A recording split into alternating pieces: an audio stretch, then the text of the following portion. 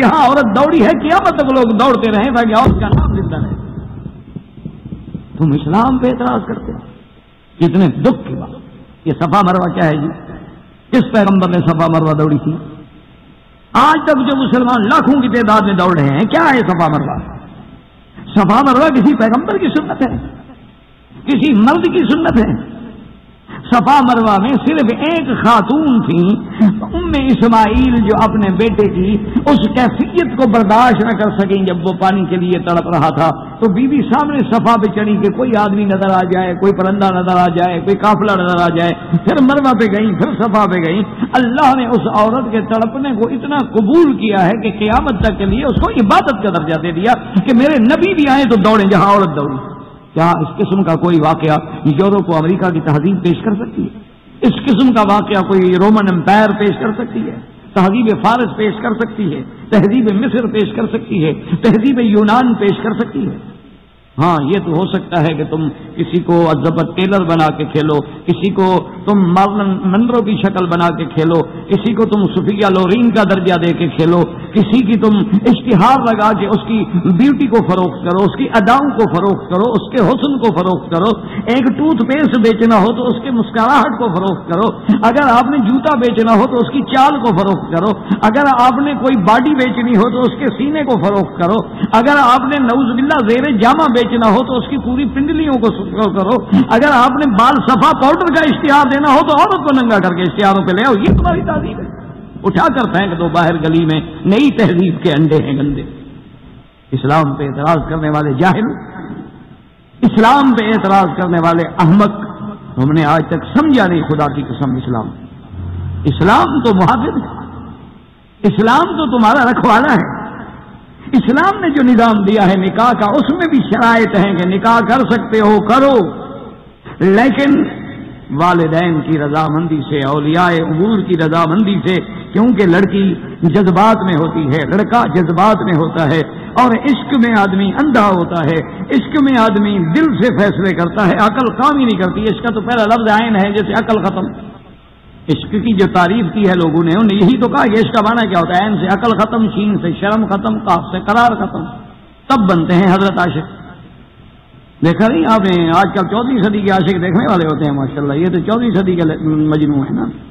یہ تو مقصد ہے کہ بڑے ایڈوانس قسم کے عاشق ہیں نا. پرانے عشق ہے. اب تو انٹرنیٹ پہ بیٹھ کے چیٹنگ ہوتی ہے، چاہے وہ ماں سے کر رہا ہو چاہے بہن سے کر رہا ہو. چیٹنگ کرنے والے کو کوئی پتہ نہیں. کئی لڑکیاں اپنے اساتذہ سے کر رہی ہوتی ہیں، اساتذہ لڑکیوں سے کر رہتے ہیں، نام بدلے ہوئے. کئی لڑکیاں لڑکے بنے ہوئے ہیں، کئی لڑکے لڑکیاں بنی ہوئے ہیں. چیٹنگ ہو رہی ہے جناب. یہ ہے تہذیب اور اعتراض ہے قرآن پہ. خدا کے لیے آنکھیں کھولو. کم از کم مسلمان ہو، اپنے دین کا دفاع تو کرو. ہاں، اگر تمہیں بھی وہ تہذیب منظور ہے تو پھر اسلام کا نام نہ لو، تاکہ اسلام بدنام نہ ہو. ادخلوا فی السلم کافۃ. اسلام میں پورے داخل ہو جاؤ یا پورے نکل جاؤ. اسلام آدھا تیتر آدھا بٹیر کبھی قبول نہیں کرتا، نہ عقیدے میں نہ عمل میں نہ کردار میں. اسلام کہتا ہے پورے بنو تو پھر صدیق بنو، نہیں بننا ابو جہل بنو. جہنم میں تو کوئی مقام ہونا. یہ نہیں ہے کہ جناب آدھے ٹیچر آدھے بٹیر، اللہ بھی راضی اور جناب شیطان بھی راضی. صبح کو پی اور شام کو توبہ کر لی، رند کے رند رہے اور ہاتھ سے مسلمانی بھی نہ گئی. ہوٹلوں میں چلے گئے تو کہتے ہیں جی آدمی کو براڈ مائنڈڈ ہونا چاہیے. خیال دیکھیں ہی کیا ہے گا لڑکی سے آپ کی نا. نے کہا لڑکی تمہاری ہو پھر پتہ لگے گا تم کتنے براڈ مائنڈڈ ہو. تم اپنی لڑکی کو لے آؤ، اس سے ہاتھ ملاتے ہیں، پھر میں دیکھوں گا نا کتنے وسیع القلب ہو تم. تو یہ بھی تو کسی کی لڑکی ہے نا بیچاری، جس پہ تم نے آنکھیں گاڑی ہوئی ہیں. یہ بھی تو کسی کی بہن ہے، یہ بھی تو کسی کی بیٹی ہے. اس کی بھی تو کوئی ماں ہے. اس کے دماغ میں بھی عفت و عزت کا خیال ہے. تو بہرحال اسلام جو ہے نا جی، وہ کہتا ہے، حکم دیتا ہے کہ اگر نکاح کرنا ہے بالکل کرو، ضرور کرو، لیکن اپنے والدین، اپنے اولیاء امور کی رضامندی کے.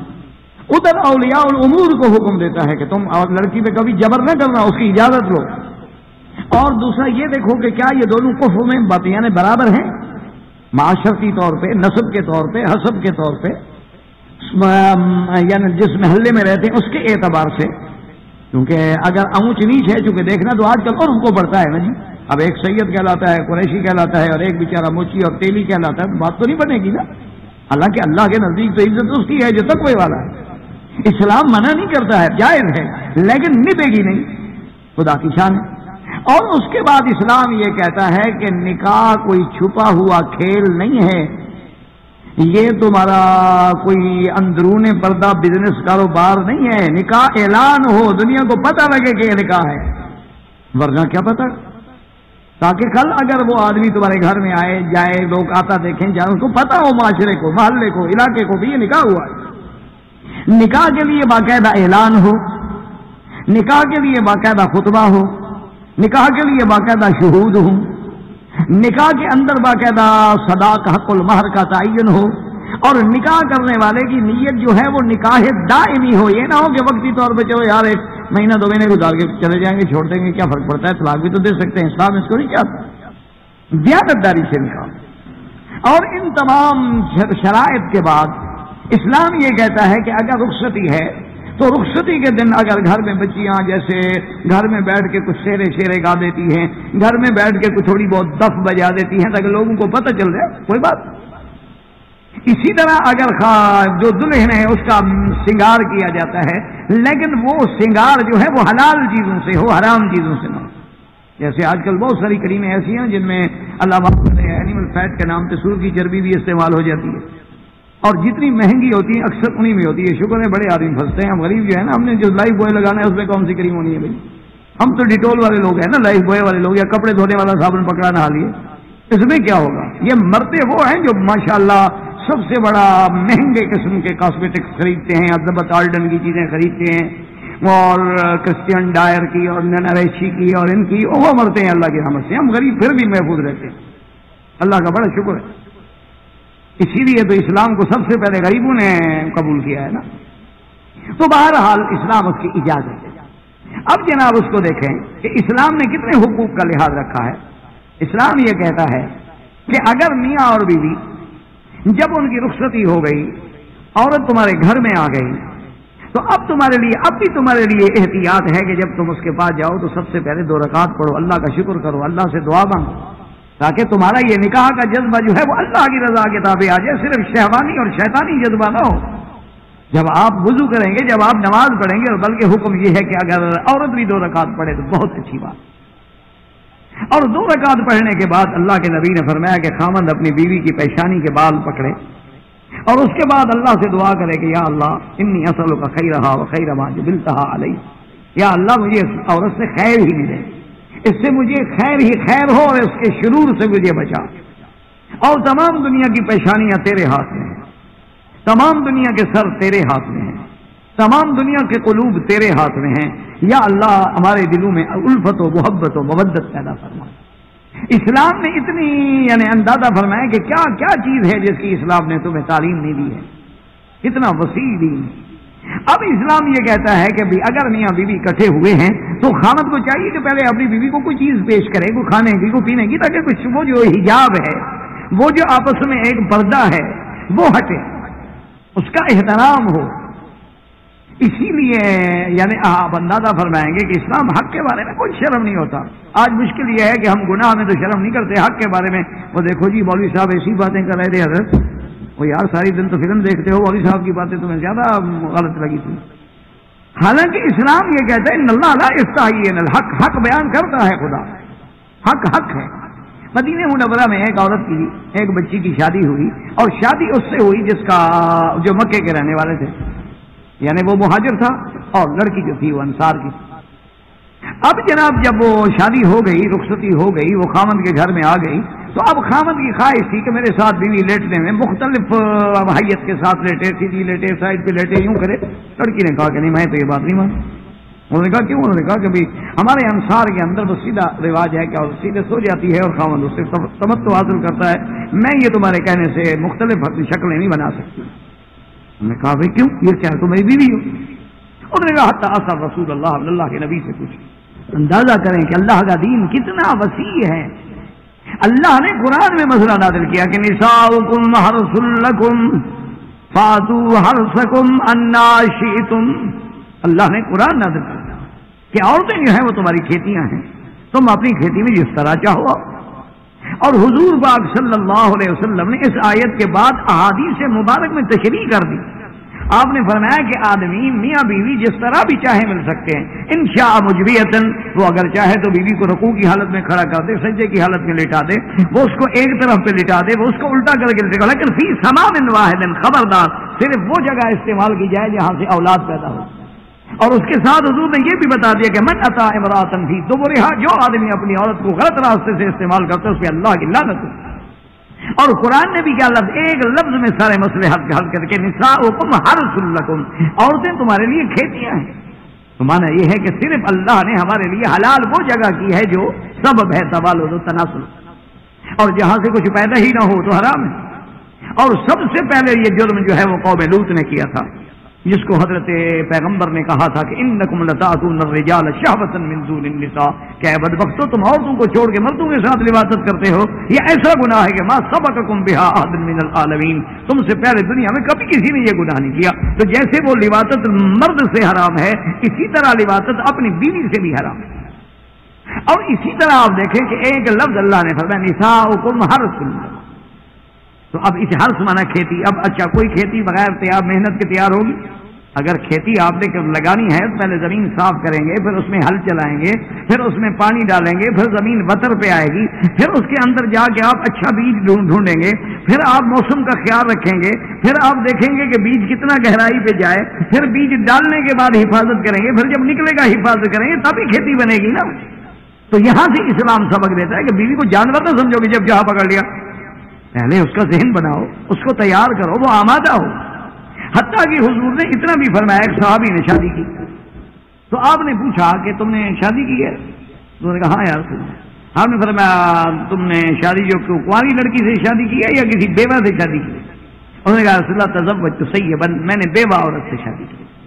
اور میں اللہ تزوجت بکرا، اللہ کے بندے کو نوجوان آدمی ہو تم کنواری عورت سے شادی کرتے اور کنواری لڑکی سے شادی کرتے، تلاعبھا وتلاعبک، کہ تم اس سے کھیلتے وہ تم سے کھیلتی، اور جو بیوہ عورت ہے بیچاری اس کی تو خواہشات اور اس کی جوانی کا ایک حصہ گزر چکا ہوتا ہے، اب وہ جوانی تو ہے نہیں کہ اس میں وہ اثرات ہوں، تو اس نے۔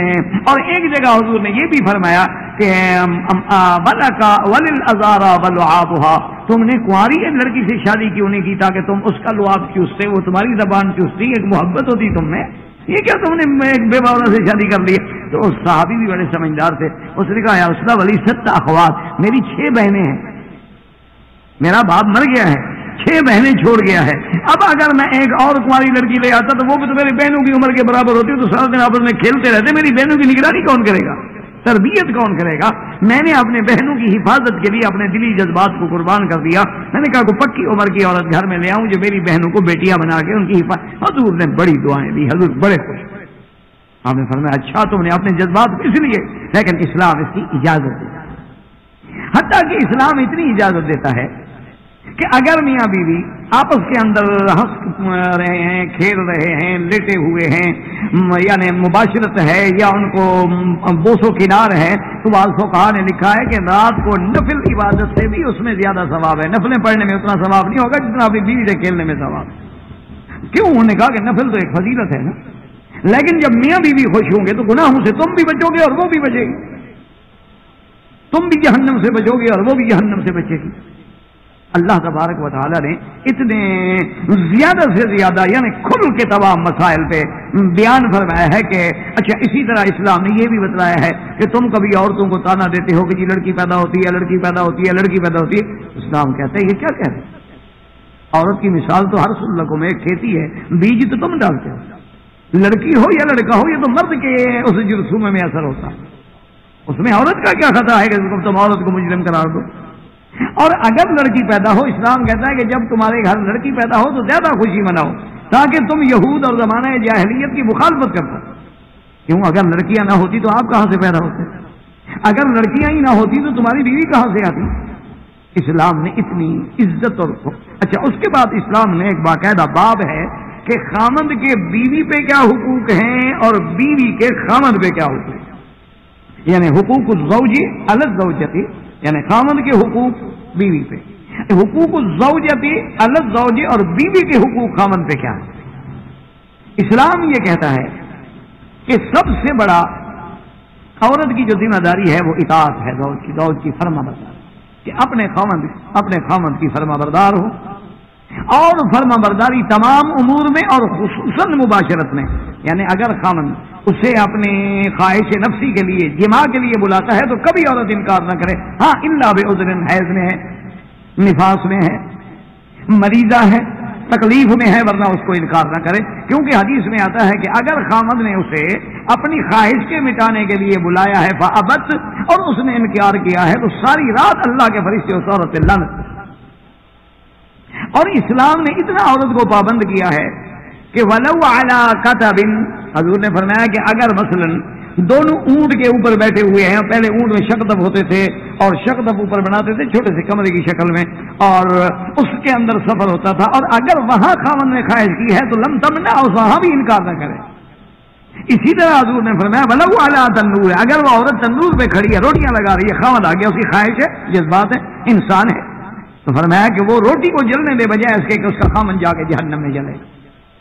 اسی لیے ہمیشہ یاد رکھیں، یہی وجہ ہے میرے عزیز کہ آج مسلمانوں کے بھی بہت سارے گھرانے، آپ نے دیکھا ہوگا کہ اپنا جو غلط قسم کی عورتیں ہیں، جو طوائفہ ہیں، جو کال گرل ہیں، جو فحاشی اور یعنی کہ عادی، وہ تو بڑی خوش ہوتی ہیں، اور شریف لڑکیاں جو ہیں وہ گھروں میں تنگ ہوتی ہیں۔ وجہ کیا ہوتی ہے کہ وہ خاوند کے جذبات کو سمجھتی ہے اور اس کی خواہشات کو ہر وقت پورا کرتی ہے، اور شریف عورت جو ہے وہ اس چکر میں ہوتی ہے آپ کے گھر کی خدمت کرے گی، کھانا پکا دے گی، کپڑوں کا خیال رکھے گی، لیکن اس بات کے بارے میں وہ صحیح معنی میں اپنے خاوند کے حقوق ادا نہیں کرتی، جس کی وجہ سے دراڑیں پڑ جاتی ہیں۔ اللہ کی بندی یہ نہیں سوچتی کہ یہ روٹی تو ہوٹل پہ بیٹھ کے بھی وہ کھا سکتا ہے، کپڑے تو لانڈری پہ بھی دھلوا سکتا ہے۔ اصل تو بیوی کا معنی یہ ہے کہ یہ اس کے حقوق جو ہے کسی اور سے ادا نہیں ہوتا۔ اگر صرف اسی بات کا عورت خیال رکھے تو 90% گھرانے جو ہیں وہ ٹوٹنے سے بچ جائیں۔ اور اسی طرح اسلام نے یہ حکم دیا ہے، میرے آقا نے کیسی پیاری بات فرمائی، فرمایا کہ وہ عورت من صلت خمسن، جو 5 وقت کی نماز پڑھے، اور حفظت فرجہا، اپنے شرمگاہ کی حفاظت کرے، وَأَطَاعَتْ بَعْلَهَا، اور اپنے خامند کی اطاعت کرے، فرمایا جنت کے جس دروازے سے چاہے جنت میں داخل ہو جائے۔ تو خامند کے حقوق میں ایک تو ہے مطلق فرما برداری، ایک ہے برائے مباشرت فرما برداری، اور ایک ہے اس کے مال اور عزت کی حفاظت کی ذمہ داری، کہ جب آدمی باہر جائے تو اس کے مال کی بھی وہ ذمہ دار ہے، اس کے گھر کی بھی ذمہ دار ہے، اس کی عزت کی بھی بات۔ اسی لیے حضور نے فرمایا صلی اللہ علیہ وسلم اذا رأتها سرتها، کہ خامند کی جب نظر پڑے بیوی پہ تو خوش ہو جائے، واذا غاب عنها، اور جب خامند غائب ہو جائے حفظتها، اس کے مال کی اور عزت کی محافظ بن جائے، واذا امرها اطاعتها، اور جب خامند کوئی حکم دے تو فوراً اس کی تعظیم کرے۔ اسی لیے آپ حیران ہوں گے کہ پہلے دور میں جن عورتوں کو اللہ نے صحیح دین دیا تھا، صحیح اسلام دیا تھا، صحیح ایمان دیا تھا، تعلیم اسلامی دی تھی، تو بڑی بڑی اولیاء اللہ عورتیں، یعنی بی بی رابعہ بصریہ کے برابر کی عورتوں کا یہ عالم تھا کہ روزانہ شام کو غسل کر کے، میک اپ کر کے، کپڑے پہن کے اپنے خاوند کے پاس آتی اور پوچھتی حل لک فی حاجۃ، کیا آپ کو میری ضرورت تو نہیں ہے؟ اگر خاوند کہتا ہے تو ٹھیک ہے، ورنہ جا کے پھر نماز پڑھتی، عبادت کرتی اور اپنے حقوق عبادت نافلہ میں وقت گزارتی۔ اسی لیے اسلام نے عورت کے لیے اتنا خاوند کا حق رکھا ہے کہ عورت کوئی نفلی روزہ نہیں رکھ سکتی جب تک خاوند اجازت نہ دے۔ کیوں؟ کہ خاوند کی خواہش ہو جائے گی جی میں روزے کے ساتھ۔ اسی طرح اسلام کی اجازت کے بغیر عورت پر یہ خاوند کا حق ہے کہ اس کے گھر میں کوئی آدمی داخل نہ ہو الا باذن زوجہا، جب تک کہ خاوند کی اجازت نہ ہو اس کے بغیر کوئی آدمی اس کے گھر میں نہ آئے۔ یہ بھی خاوند کے حقوق میں سے ایک حق۔ اور اسی طرح عورت کی ذمہ داری یہ بھی ہے کہ گھر کے امور ہیں، کھانا ہے، پکانا ہے، اسی طرح اس کے بچوں کی حفاظت ہے، بچوں کا سنبھالنا ہے، بچوں کا رضا ہے، دودھ ہے، پلانا ہے، یہ ساری ذمہ داریاں ہیں اور اس میں عورت کی ذمہ داری ہے، شرعاً لازم ہے۔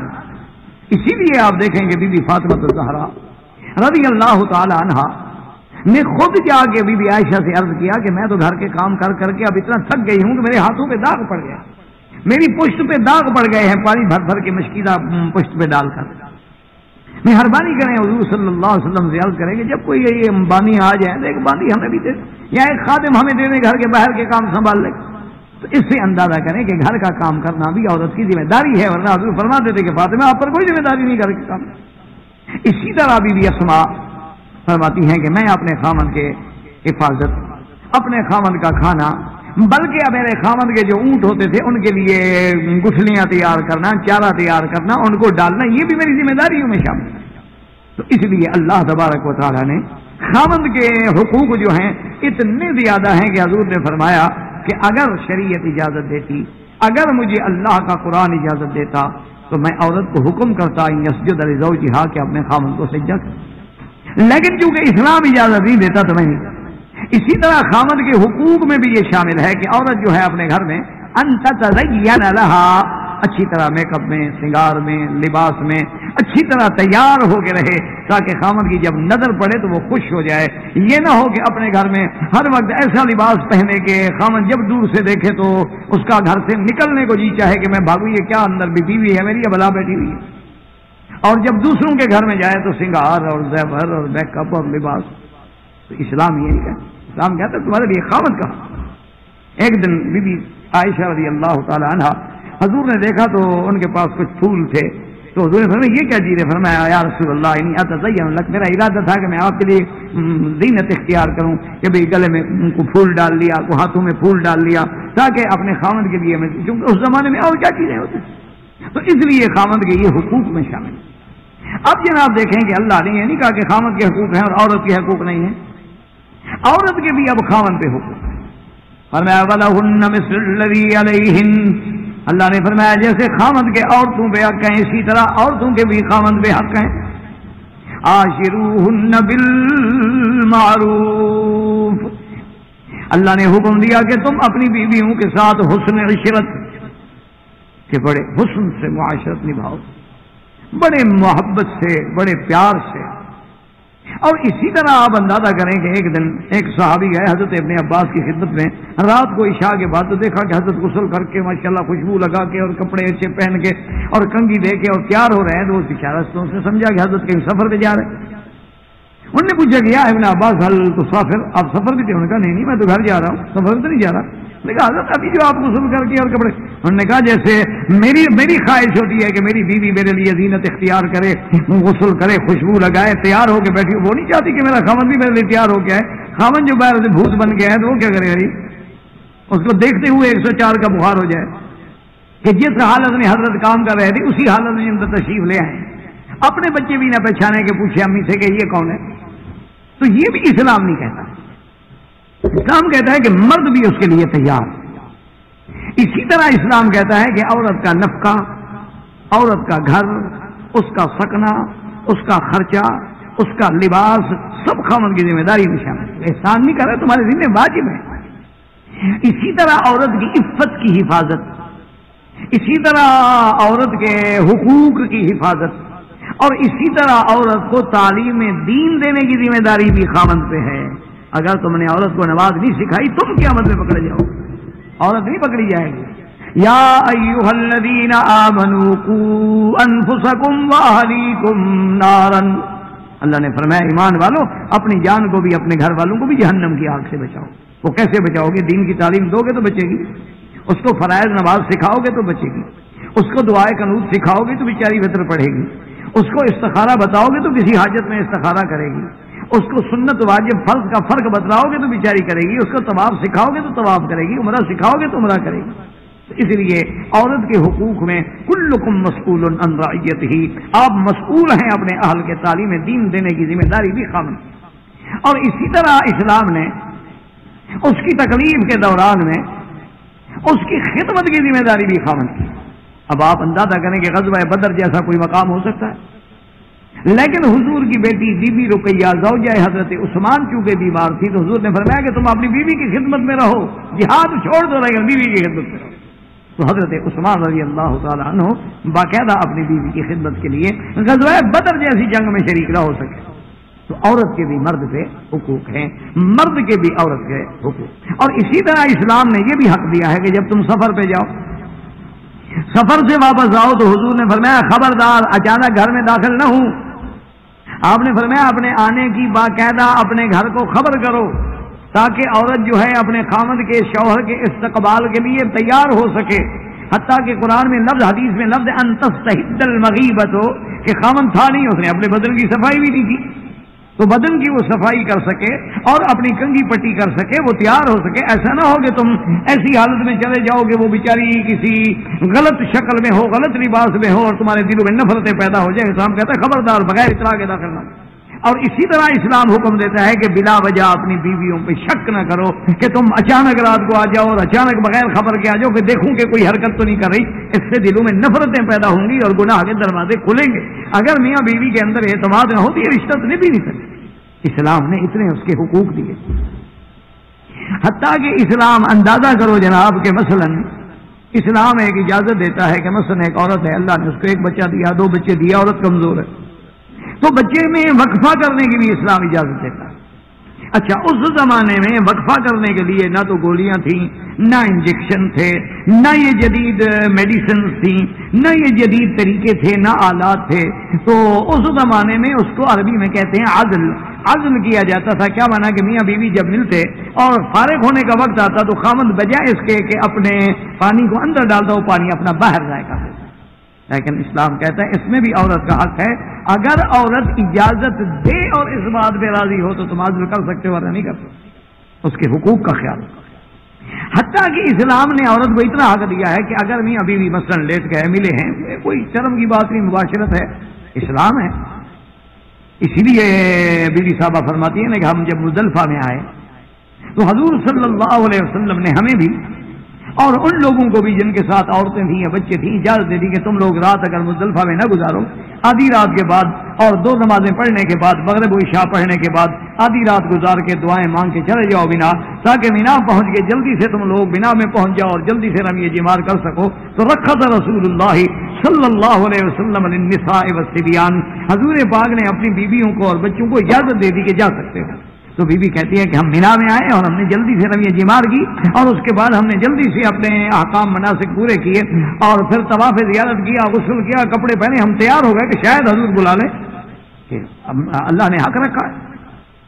اسی لیے حدیث میں آتا ہے نا کہ حضرت علی جب حج پہ یمن سے آئے اور جب تشریف لائے اور حضور آئے تھے مدینہ سے، تو حضرت علی جب اپنے مقام میں خیمے میں آئے تو دیکھا کہ بی بی فاطمہ الزہرا رضی اللہ تعالیٰ عنہا جو غسل کر کے اور کنگھی دے کے ماشاءاللہ تیار ہو کے اچھے کپڑے پہن کے بیٹھی ہیں. حضرت علی غصے میں آئے. میں فرمایا فاطمہ یہ کیا کر رہی ہو تمہیں پتا ہے میں اتنے دن غیر حاضر رہا ہوں، دور سے آ رہا ہوں اور پھر میں احرام میں ہوں، میں حاجی ہوں اور تم تیار ہو کے بیٹھی ہو. تو حضرت فاطمہ نے کہا کہ علی ناراض کیوں ہوتی ہے آپ نے ہم میں، چاچے کے بیٹے غصے میں کیوں آتے ہو؟ فصل رسول اللہ، جا کے میرے نبی سے پوچھو. ہم نے تمتع کیا، حضرت احرام کھل گیا ہے، تو میں تو اپنے خاوند کے لیے تیار ہوں گی، مجھے کیا پتا تم تمتع کر کے آ رہے ہو، کیا کر کے آ رہے ہو. تو حضرت علی حضور کی خدمت میں آئے اور آگے شکایت کی باقاعدہ. کہا یا رسول اللہ دیکھا فاطمہ کا میں اتنا غیر حاضر ہوں، دور سے آ رہا ہوں، تو خاوند کو تو ایک تڑپ ہوتی ہے نا، اور پھر احرام ہو اور بیوی کو اس شکل میں اچھی شکل میں دیکھے تو میرے دل میں وساوس آ سکتے ہیں. حضور نے فرمایا بھائی بی بی فاطمہ نے تو احرام کھول دیا، اس سے تو پابندی ہے نہیں. تم یہ بتاؤ کہ تم نے میقات سے کیا نیت کی، کیونکہ قران ہے، تمتع ہے یا حج افراد ہے، تمہاری کیا نیت تھی جب تم میقات پہ پہنچے؟ تو اس نے کہا یا رسول اللہ جب میں میقات پہ پہنچا مجھے پتا تو تھا نہیں، میں نے کہا یا اللہ میری وہی نیت ہے جو میرے مدنی محمد مصطفیٰ کی نیت. انہوں نے کہا حضور مجھے پتا تو نہیں تھا کہ آپ کا حج کون سا ہوگا، تو میں نے تو وہی نیت کر لی کہ جو میرے آقا کی نیت ہوگی. جب حضور نے بتایا میں نے تو قران کیا ہے. اور حل ما کا ہدیٌ، کیا تم قربانی کے جانور لائے ہو؟ تو حضرت نے کہا رسول اللہ اپنے جاؤں اور آپ کے لیے بھی لے آئے. تو حضور نے فرمایا کہ تم قارن ہو تو اب اندازہ کریں خامند اور عورت کے حقوق کا کہ ایام حج ہے، لیکن وہاں بھی عورتیں جو ہیں جلدی فارغ ہو جائیں تاکہ ہو سکتا ہے کہ خامند کے دل میں خواہش پیدا ہو. اسی طرح اسلام نے حکم دیا ہے کہ اگر تم باہر گئے مثلا اور اتفاق سے کسی عورت پہ نظر پڑی اور تمہارے دل میں شہوتی جذبات جو تھے وہ بیدار ہو گئے، ترجع الی بیتک، اپنے گھر لوٹاؤ. اسی طرح اسلام کہتا ہے کہ تم حج پہ جا رہے ہو یا تم عمرے جا رہے ہو اور اللہ نے تمہارے ذرائع بنائے ہیں تو احرام باندھنے سے پہلے بیوی سے ملنا جو ہے یہ بھی حقوق میں شامل ہے. حضور جب حجۃ الوداع پہ آئے ہیں تو آپ نے بیر علی پہ رات کو قیام فرمایا اور تمام بیویوں کے پاس تشریف لے گئے، کیونکہ وجہ کیا ہے؟ اغض للبصر، کہ بیوی بھی محفوظ ہوگی، خاوند بھی محفوظ ہوگا، خواہشات ان کے پورے ہو چکے ہوں گے. اب جب احرام باندھیں گے تو دوسروں کی عورتوں میں نظریں نہیں ڈالیں گے، زبان پہ بھی لبیک ہوگا اور دل میں بھی اللہ کی حاضری اور خوشبو ہوگا. اسلام نے تو اتنا بھی حق دیا ہے کہ اب میاں بیوی مثلا مجامعات کر رہے ہیں، اچھا خاوند ہے وہ تو باہر سے کیا، جذبات میں اس کے جذبات بیدار تھے اور بیوی کا تو ابھی ارادہ بھی نہیں، خواہش ہی نہیں بیچاری کی، تو اب اگر یہ جلدی فارغ ہو جائے تو اسلام کہتا ہے خبردار اس سے علیحدہ نہ ہوں جب تک کہ اس کی خواہش پوری نہ ہو جائے، کہ اس کی خواہش کا بھی خیال کریں۔ تو اسلام نے حقوق رکھے ہیں، خاوند کے حقوق عورتوں پہ اور عورتوں کے حقوق خاوندوں پہ، اور دونوں کا اعتماد، دونوں کی عزت، دونوں کی عفت اور دونوں کا اپنے گھریلو معاملات کو سنبھالنا اور اپنی زندگی کو انتہائی اعتماد اور رازداری کے ساتھ گزارنا اور ایک دوسرے کا ساتھی بننا، رفیق بننا، رفیقہ حیات بننا، بازو بننا، مددگار بننا، محافظ بننا، تاکہ اللہ تبارک و تعالیٰ بھی راضی ہو۔ اس سے بڑی کوئی بات ہے کہ حضور نے فرمایا جس پہ خامد راضی ہو وہ جنت کے جس دروازے سے چاہے داخل ہو، اور اللہ پھر اسی عورت کو قیامت میں حوروں سے بھی زیادہ جمال دے کے خامن کو ملائیں گے، بیوی جو ہے اپنے خامن کے ساتھ ہو۔ تو انشاءاللہ تبارک و تعالیٰ زندگی باقی تو اب کوشش کریں گے کہ بھی ایسا ایسا کچھ اب مختصر بھی کر لیں۔ تو تعدد ازواج کا جو مسئلہ ہے اللہ نے مجھے توفیق دی تو انشاءاللہ آئندہ درس میں اس پہ بات کریں گے کہ اسلام نے 4 عورتوں کی اجازت کیوں دی، اور میرے آقا نے 9 بیویوں سے نکاح کیوں کیا، اور اس پر جو مستشرقین کے اعتراض ہیں یا دشمنان اسلام کے نے جو کیچڑ اچھالا ہے اس کی حقیقت اللہ کی توفیق سے بیان کریں گے۔ ربنا تقبل منا انک انت السمیع العلیم وتب علینا انک انت التواب الرحیم وما علینا الا البلاغ۔ اسلام واجب الاحترام بزرگوں، دوستوں، بھائیوں، عزیز نوجوانوں، الحمدللہ آپ کی اس مستشفیٰ کی مسجد میں جو سلسلہ دروس عورت اور اسلام کے ضمن میں شروع ہے، ان دروس کے ضمن میں ہم نے نکاح، فضیلت نکاح، احکام نکاح کے بارے میں دروس سابقہ میں کچھ باتیں عرض کی، جس کا خلاصہ یہ ہے کہ اللہ تبارک و تعالی نے اپنے بندوں کے معاشرے کو، نسب کو، حسب کو، خاندان کو محفوظ رکھنے کے لیے اور توالد و تناسل کے سلسلے کو جاری رکھنے کے لیے اور مرد و عورت کے درمیان میں مودت و رحمت کے رشتے کو پیدا کرنے کے لیے اور اولاد کی ہر لحاظ سے تربیت کے لیے اور ان کی خاندانی عفت کے لیے اللہ نے نکاح کا حکم دیا، اور انبیاء علیہم السلام نے اس نکاح کے احکام پہ عمل کر کے دکھلایا جس کا ذکر ہو چکا۔ اب نکاح کے ساتھ، کیونکہ دین اسلام ایک کامل مکمل دین ہے، دین اسلام کوئی رہبانیت نہیں ہے، دین اسلام کسی ہندوازم کے چلہ کشی کا نام نہیں ہے، دین اسلام جنگلوں میں رہنے کے لیے اور جنگلوں میں بود باش کرنے والے لوگوں کے لیے نہیں بھیجا گیا، بس دین اسلام ایک عظیم دین ہے جو ہر لحاظ سے کامل مکمل ہے۔ جہاں اس نے نکاح کا حکم دیا، نکاح کو سنت انبیاء قرار دیا، نکاح کی فضیلت بیان کی، وہاں اللہ نے طلاق کا حکم بھی رکھا ہے کہ خدا نہ خواستہ اللہ نہ کرے اگر میاں بیوی میں آپس کے اندر حالات اس نہج پہ چلے جائیں کہ اب دونوں حقوق ادا کرنے سے قاصر ہو جائیں، تو اب اسلام یہ نہیں چاہتا کہ وہ حقوق بھی ادا نہ کریں اور ایک دوسرے کے ساتھ بھی نہ رہیں، میاں بیوی بھی نہ کہلائیں لیکن نکاح میں بندھے رہیں، جیسے کہ آج کل آپ دیکھتے ہیں یورپ میں، امریکہ میں اور دیگر ملکوں میں جہاں مغربی قوانین ہیں۔ آپ دیکھیں یعنی عجیب عالم ہے کہ بعض جگہ پر تو طلاق کا حق ہی نہیں، بعض قوانین میں طلاق کا حق نہیں۔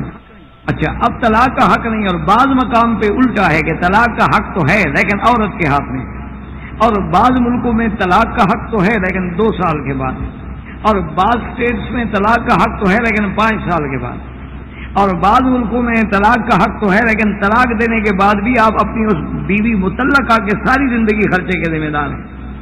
یعنی اب وہ چاہے گناہ کرے، چاہے وہ کسی دوسرے کے ساتھ اس کی گرل فرینڈ بن کے رہے، یا وہ کسی دوسرے کے ساتھ پھر اپنی اٹیچمنٹ کر لے، لیکن خرچہ آپ نے دینا ہے۔ اسلام نے بڑا ایک جامع، معنی، کامل، مکمل قانون بنایا۔ جہاں نکاح ہے، جہاں اسلام کہتا ہے کہ نکاح کو تم گناہ کے لیے ڈھال نہ بناؤ، نکاح کو تم صرف عیاشیوں کا ذریعہ نہ بناؤ گے، جب چاہا نکاح کر لیا اور مہینے کے بعد طلاق دے دی اور پھر نکاح کر لیا اور پھر طلاق دے دی، یہ لوب کھیل نہیں ہے۔ وہاں اسلام نے کہ اگر حالات ایسے ہو جائیں کہ بھئی اب میاں بیوی کے ملنے کا اور اکٹھے رہنے کا کوئی حل نہیں تو کیا کریں، ایک طلاق کا حکم۔ لیکن اس سے پہلے اللہ کے نبی نے ہمیں سمجھا دیا کہ ابغض الحلال عند اللہ الطلاق، کہ اللہ کے ہاں سب سے مبغوض ترین چیز جو ہے، جو اللہ کو ناپسند ہے حلال چیزوں میں، وہ طلاق۔ اب یہ ہے کہ یورپین لوگ تو کہتے ہیں دیکھو جی مسلمان نے طلاق نکاح ایک ڈھونگ ہے، جب چاہے عورت کو چھوڑ دیا، جب چاہے اور سے شادی کر لی، اور وہ مطلقہ جو ہے جی وہ دھکے کھاتی پھرتی ہے، اور وہ جلدوں بیچاری اس کا اب کوئی سہارا نہیں ہے، اور وہ مظلومہ ہے، وہ محرومہ ہے، اس پہ انتہائی ظلم کیا ہے۔ یہ باتیں کہنا آسان ہے، لیکن اس کی تہ تک پہنچنا بڑا مشکل ہے۔ اگر مسلمانوں میں کوئی 1% آدمی اس قسم کا غلط کار نکل آتا ہے تو قانون کا گناہ تو نہیں، دین اسلام کا تو قصور نہیں۔ ہر معاشرے میں اچھے لوگ بھی ہوتے ہیں، غلط بھی ہوتے ہیں۔ تو اسلام نے جہاں طلاق رکھی ہے، طلاق کی اجازت ہے، طلاق مرد کے ہاتھ میں ہے، طلاق دینے کا اختیار عورت کو نہیں، انسان اللہ نے اس کے خاوند کو دیا ہے، وہاں یہ بھی بتلا دیا کہ ابغض الحلال، اللہ کو سب سے ناپسند چیز اگر کوئی ہے تو طلاق۔ اور ساتھ یہ بھی بتا دیا کہ اگر تم نے کسی عورت کو ناحق طلاق دی ہے تو اللہ کا عرش ہل جاتا ہے۔ اور پھر اسلام نے یہ بھی بتا دیا کہ 3 چیزیں ایسی ہیں کہ جن کی حقیقت بھی حقیقت ہے اور مذاق بھی حقیقت ہے۔ وہ 3 چیزیں کیا ہیں؟ النکاح والطلاق والعتاق۔ ایک نکاح، طلاق اور عتاق ہوتا ہے غلام کو آزاد کرنا۔ تو حضور نے فرمایا یہ 3 چیزیں ایسی ہیں، مثلا ایک آدمی ہے وہ کہتا ہے جی میں نے اپنی بچی کا آپ کے لڑکے کے ساتھ نکاح کیا، آپ کہتے ہیں ٹھیک ہے جی میں نے قبول کیا، اور بعد میں کہتے ہیں جی ہم تو گپ شپ کر رہے تھے، نہیں گپ شپ نہیں، وہ نکاح ہو گیا۔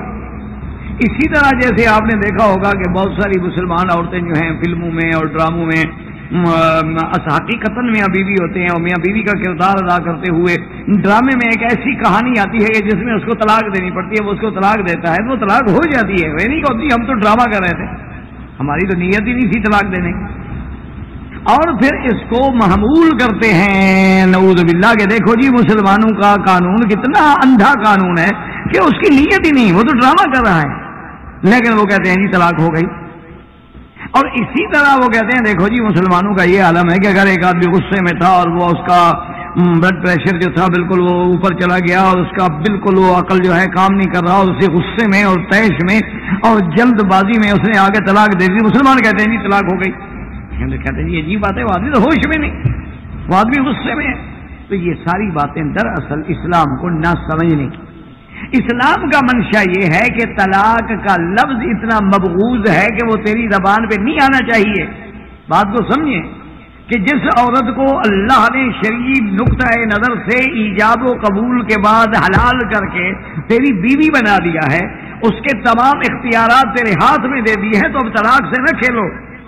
کبھی غصے میں بھی زبان پہ طلاق نہ لاؤ، کیوں؟ جب بھی طلاق ہوگی لازمی بات ہے غصے میں ہوگی، محبت میں کبھی کوئی طلاق دیتا ہے؟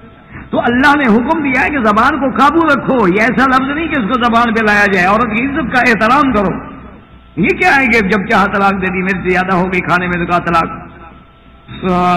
باہر سے جناب خاوند صاحب لڑکے کسی اور سے آ رہے ہیں اور آگے بیچاری بیوی نے کوئی بات کی تو اچھا تمہیں طلاق۔ اور اگر بھائیوں کا آپس میں جھگڑا ہو گیا، انہوں نے کہا میں تیرے گھر میں آؤں تو میری بیوی کو طلاق، جھگڑا تمہارا ہے، طلاق بیوی کو۔ یہ کیا انسانیت؟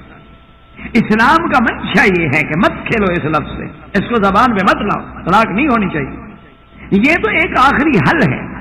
جیسے آپ یوں سمجھ لیں ماشاءاللہ آپ ڈاکٹر حضرات ہیں، آپ سمجھتے ہیں کہ بھی آپ کوشش کرتے ہیں کہ ایک آدمی کا زخم ہے، آپ کہتے ہیں کہ یہ مرہم سے ٹھیک ہو جائے، آپ کوشش کرتے ہیں پٹی سے ٹھیک ہو جائے، آپ کوشش کرتے ہیں کہ بھی چلو کوئی اینٹی بایوٹک کیپسول دے دیں اس سے دب جائے، لیکن آپ پھر آخر میں آ کے کہتے ہیں کہ جی اب سرجری کے بغیر حل کوئی نہیں۔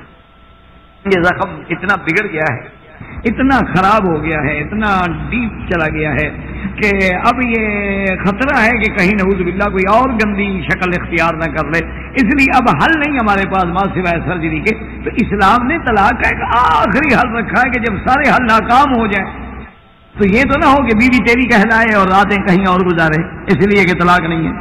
پھر اسلام نے ایک حل رکھا، آپ نے سنا ہوگا اور پڑھا ہوگا کہ شہنشاہ ایران جو تھے سابق، ہمیں نہ ان سے کوئی واسطہ ہے، میں ایک مثال دے رہا ہوں، ہم نے تو زندگی میں وہ ملک ہی نہیں دیکھا، تو ان کی جو ملکہ تھی ملکہ ثریا، اس سے ان کی بڑی محبت تھی اور بڑا اس کا ایک مقام تھا، اور وہ ملکہ تھی ایک ملک کی، اور حسن و جمال میں بھی واقعی وہ ملکہ تھی. تو آپ حیران ہوں گے کہ اس شہنشاہ کو اپنی اس ملکہ سے کس قدر محبت تھی کہ اس کی کوئی مثال نہیں ملتی. ایک دفعہ لوگ کہتے ہیں، ہم تو ان باتوں کو سچ بھی نہیں سمجھتے اور بلکہ کفر کے گردانتے ہیں، سنا ہے کہ ایک دفعہ جب وہ کسی پاکستان کے دورے پہ آئے تو لاہور میں کوئی منجم تھے، کوئی دست شناس تھا، اللہ عالم، جو میں نے سنا ہے کہ اس کو شہنشاہ نے بلا کے جب ہاتھ دکھایا تو اس نے کہا کہ جی آپ بہت جلدی اپنی ایک محبوب ترین چیز سے محروم ہو جائیں گے. تو بادشاہ نے کہا بھی محبوب ترین چیز تو میری حکومت ہو سکتی ہے، بادشاہ ہے. تو انہوں نے کہا نہیں جی اس سے بھی کوئی زیادہ چیز آپ کو محبوب ہے. اس نے کہا وہ میری بیوی ہے ملکہ، وہ مجھے اپنے اقتدار سے بھی زیادہ محبوب. تو اس نے کہا جی پھر آپ محروم ہو جائیں. تو اس نے کہا تم پاگل ہو گئے. پاگل. تو بہرحال کہنے کا مقصد یہ ہے کہ چونکہ ان کے قانون شریعت میں، ان کے قانون نظام میں، نظام شاہی میں دو بیویاں رکھنی منع تھیں، تو مجبوراً بادشاہ کو اس بیوی کو چھوڑ کے اور شادی کرنا تھا. تو اگر اسلام کے قانون پر عمل کرتے نہ وہ ملکہ رلتی، نہ بادشاہ کا دل ٹوٹتا، نہ اتنے پریشانیاں ہوتی کہ ایک وہ دور کے عورت ملکہ ہو اور ایک وہ دور کے فلموں میں کام کرنے پہ مجبور ہو جائے اپنی روٹی کھانے کے لیے. وجہ کیا ہے کہ اسلام کے قانون سے دور تھے. اسی لیے آپ نے نام سنا ہوگا مارلن مینرو کا یا الزبتھ ٹیلر کا. یہ نام تو اکثر ہمارے جوانوں کو یاد ہوتے ہیں. ان کو بہرحال کیونکہ یہ رات دن تو یہی دیکھتے ہیں بیچارے فلمیں، اور کیا کریں، ان کو بی بی عائشہ یا بی بی سودا کے نام سے کیا غرض. تو بہرحال تو دنیا میں صفیہ لارین ہے، مارلن منرو ہے، اور اس کے بعد آپ دیکھیں کہ الزبتھ ٹیلر ہے. یہ دنیا کی بڑی معروف قسم کی عورتیں گزری ہیں. تو ان سب نے بتایا آپ کو کہ کیا لکھا ہے کتابوں میں. انہوں نے لکھا ہے کہ ہم دنیا کی بدترین عورتیں ہیں، بدقسمت عورتیں ہیں. یہ ان کی کتاب ہے باقاعدہ. اس کتاب میں اسے لکھا ہے جس کو اپنا کتاب نے المرأۃ فی الفقہ والقانون میں السبائی نے نقل کیا ہے ان کے ان بیانات کو. باقاعدہ ان کی تحریروں کے فوٹو دیے ہیں. انہوں نے لکھا ہے کہ اس وقت سرزمین کائنات پہ اگر دنیا کی کوئی بدترین، محروم ترین، بدقسمت ترین عورتیں ہیں تو ہم ہیں. آپ حیران ہوں گے کہ جو لوگ یعنی سونے چاندی سے نہیں، ڈائمنڈ سے کھیلنے والی عورتیں، جن کے یعنی آپ حیران ہو جائیں گے کہ ایک ایک ڈریس جو ہے نا جی، ایک ایک ڈریس ایک 2 4 4 5 10 لاکھ ڈالر کا ہے. ایک ہار 1 کروڑ 20 لاکھ ڈالر کا ہے. ایک ہار، ایک نیکلس 1 کروڑ 20 لاکھ ڈالر کا نیکلس پہننے والی عورت کہتی ہے کہ میں سب دنیا کی سب سے بدقسمت عورت ہوں. تو اس سے پوچھا گیا کہ کیوں؟ اس نے کہا کاش میں اسلامی آئینی قانون پہ عمل کرتی تو آج میں بھی گھر میں ایک شریف عورت بن کر. اس کو بھی اعتراف کرنا پڑا، ماننا پڑا کہ جو تسکین، جو سکون. اسی لیے آپ دیکھیں نا کہ قرآن کے الفاظ پہ اگر غور کریں، وَمِنْ آيَاتِهِ أَنْ جَعَلَ لَكُم مِّنْ أَنفُسِكُمْ أَزْوَاجًا لِتَسْكُنُوا إِلَيْهَا. دیکھو نا ساری کائنات اسی سکون کے لیے بھاگ رہی ہے.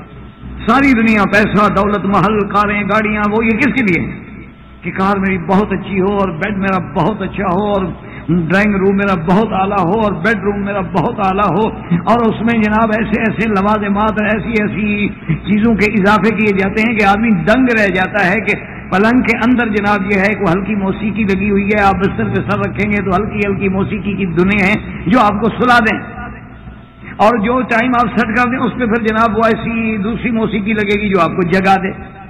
یہ سارے انتظامات کیوں ہیں؟ کہ مجھے سکون ملے. اللہ نے دیکھے آپ کے رشتہ زوجیت میں کیا قرآن کا ایک ایک لفظ جو ہے نا، خدا کی قسم اگر اللہ سمجھ عطا فرمائے اور اللہ ہمیں قرآن پڑھنے کی، پڑھانے کی، سمجھنے کی، سمجھانے کی توفیق دے، ایک ایک لفظ میں حکمتیں ہیں. اللہ فرماتے ہیں ہم نے عورت پیدا کیوں کی؟ بیوی تیرے لیے پہلے تسکنوا الیہا، تاکہ تم اس کے ساتھ سکون پکڑ سکو. اس لیے علماء نے رکھا کہ جس بیوی سے سکون نہ ملے وہ بیوی نہیں ہوتی. وہ کوئی اور بلا تو ہوگی لیکن بیوی نہیں ہوتی. لتسکنوا الیہا وجعل بینکم، تم دونوں کے درمیان میں کیا؟ مودۃ و رحمۃ. تو یہ ایک لفظ رحمت بھی کافی تھا. یا اگر قرآن کہتا صرف مودہ تو مودہ کا لفظ بھی بڑا جامع معنی لفظ تھا.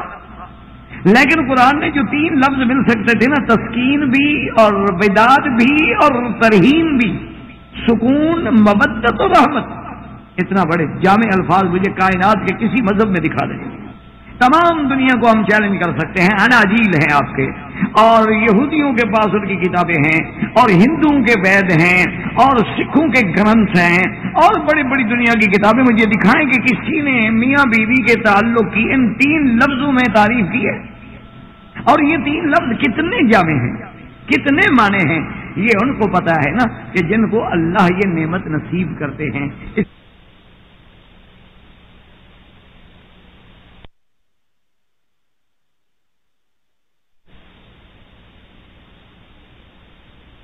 کیونکہ بیوی تیرے لیے پہلے تسکنو الیہا، تاکہ تم اس کے ساتھ سکون پکڑ سکو.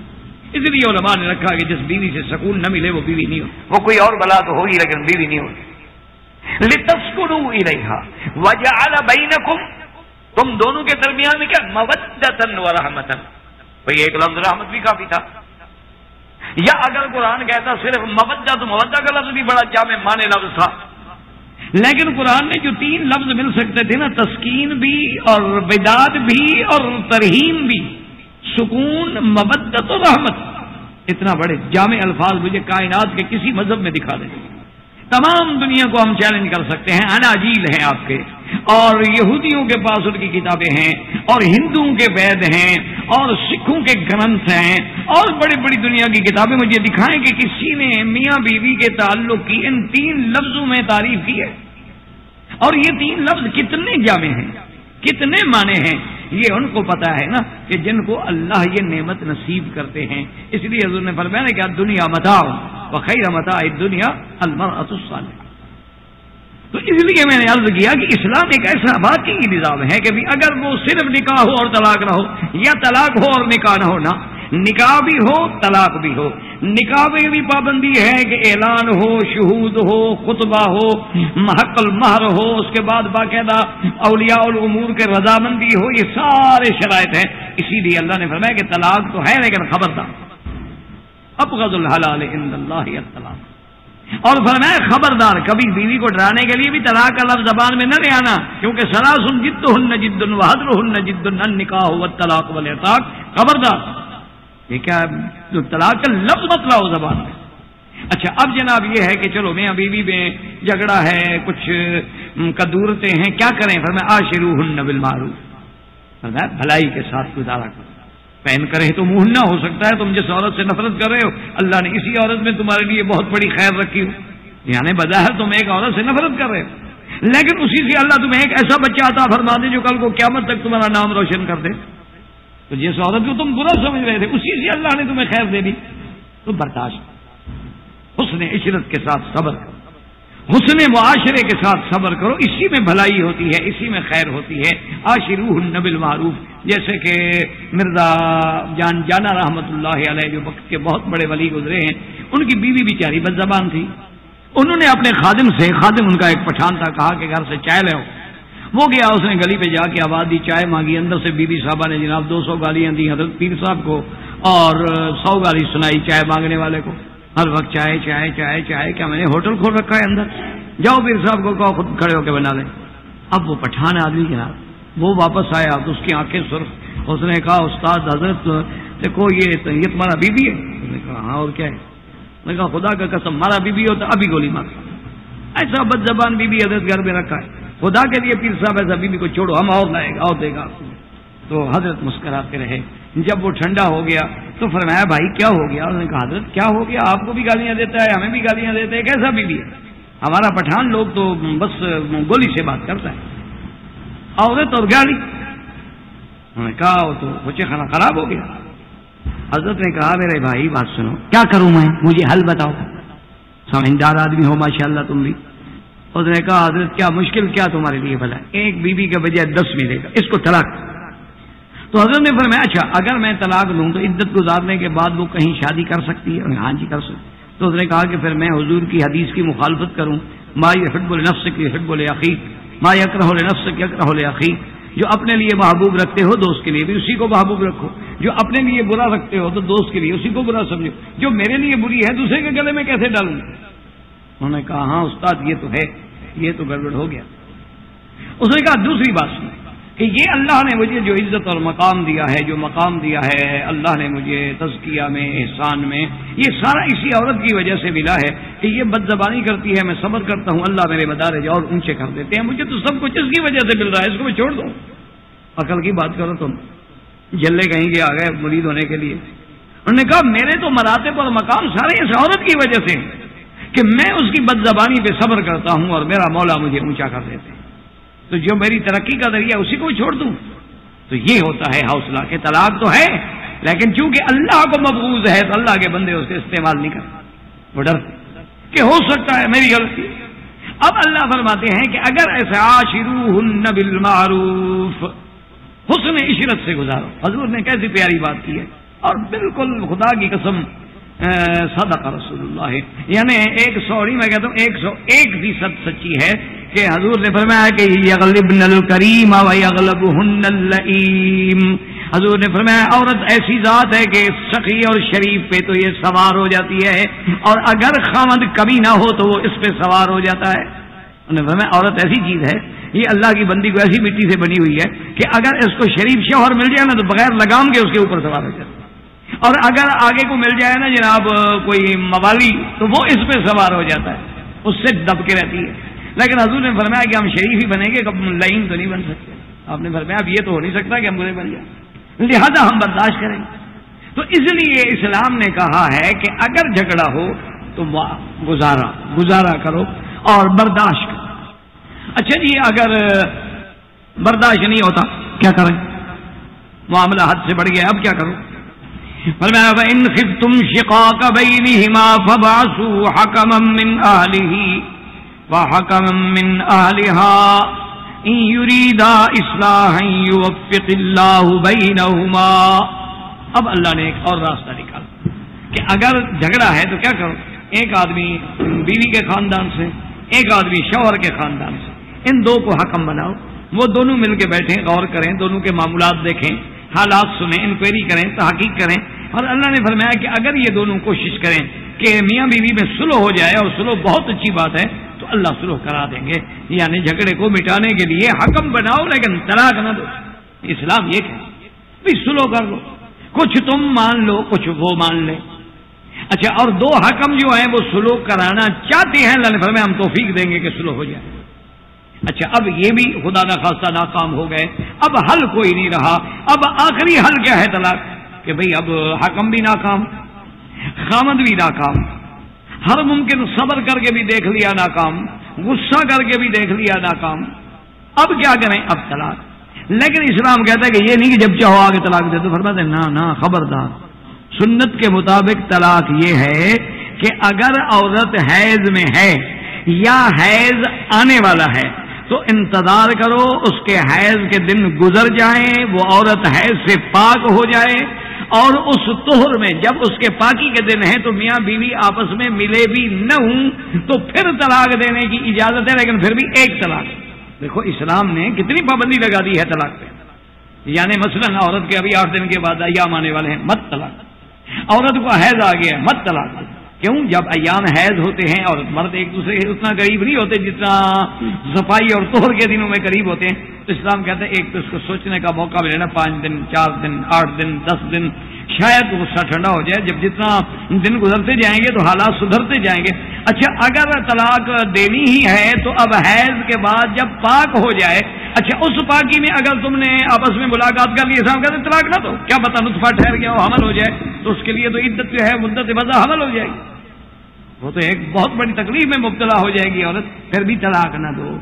حیض گزر جائے، عورت کے پاکی کے دن ہوں، میاں بیوی نہ ملے ہوں، طلاق دینی پڑے تو ایک طلاق.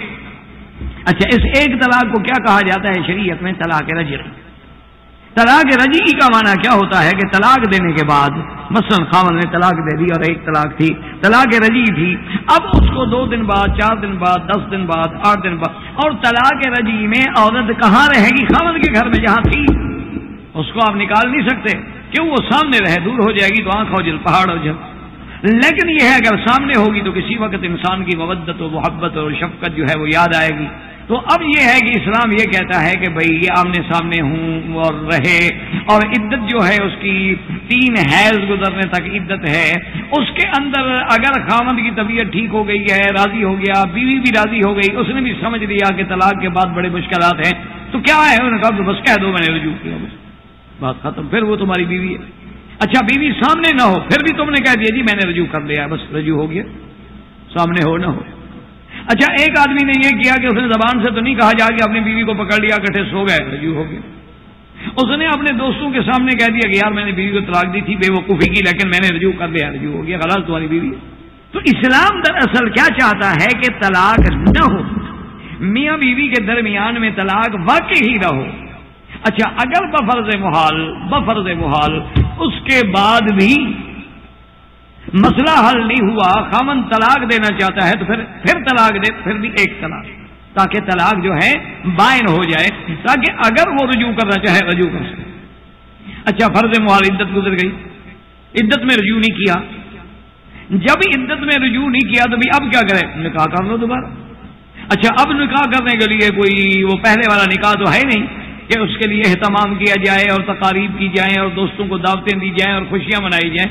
یہ تو ایک حلال کرنے کا حل ہے، 2-4 آدمی بیٹھ جائیں تاکہ گواہ ہو جائیں، تاکہ کل کو شبہ نہ رہے کہ واقعی اس نے نکاح کیا ہے یا نہیں کیا. اس کے بعد خطبہ پڑھ کے السلام علیکم گھر میں ہے بھی. منشا اسلام کیا ہے کہ طلاق نہ ہو. اب اگر خدا نہ کرے ایک آخری حد ہو گئی کہ اس نے تیسری طلاق بھی دے دی، اور اسلام نے ہر مرد کو نکاح کے بعد 3 طلاق دینے کا حق دیا ہے، لیکن یہ دماغ میں رکھیں کہ ایک دفعہ آپ نے طلاق دے دی، رجوع کر دیا، تو اب باقی آپ کے پاس 2 طلاقوں کا اختیار ہے. پھر آپ نے طلاق دے دی، رجوع کر دیا، تو باقی 1 طلاق. اب اس کے بعد بھی نعوذ باللہ آپ نے طلاق دے دی تو اب 3 ہو. اور جب طلاق 3 ہو جائیں تو اس کو کہتے ہیں طلاق مغلظہ.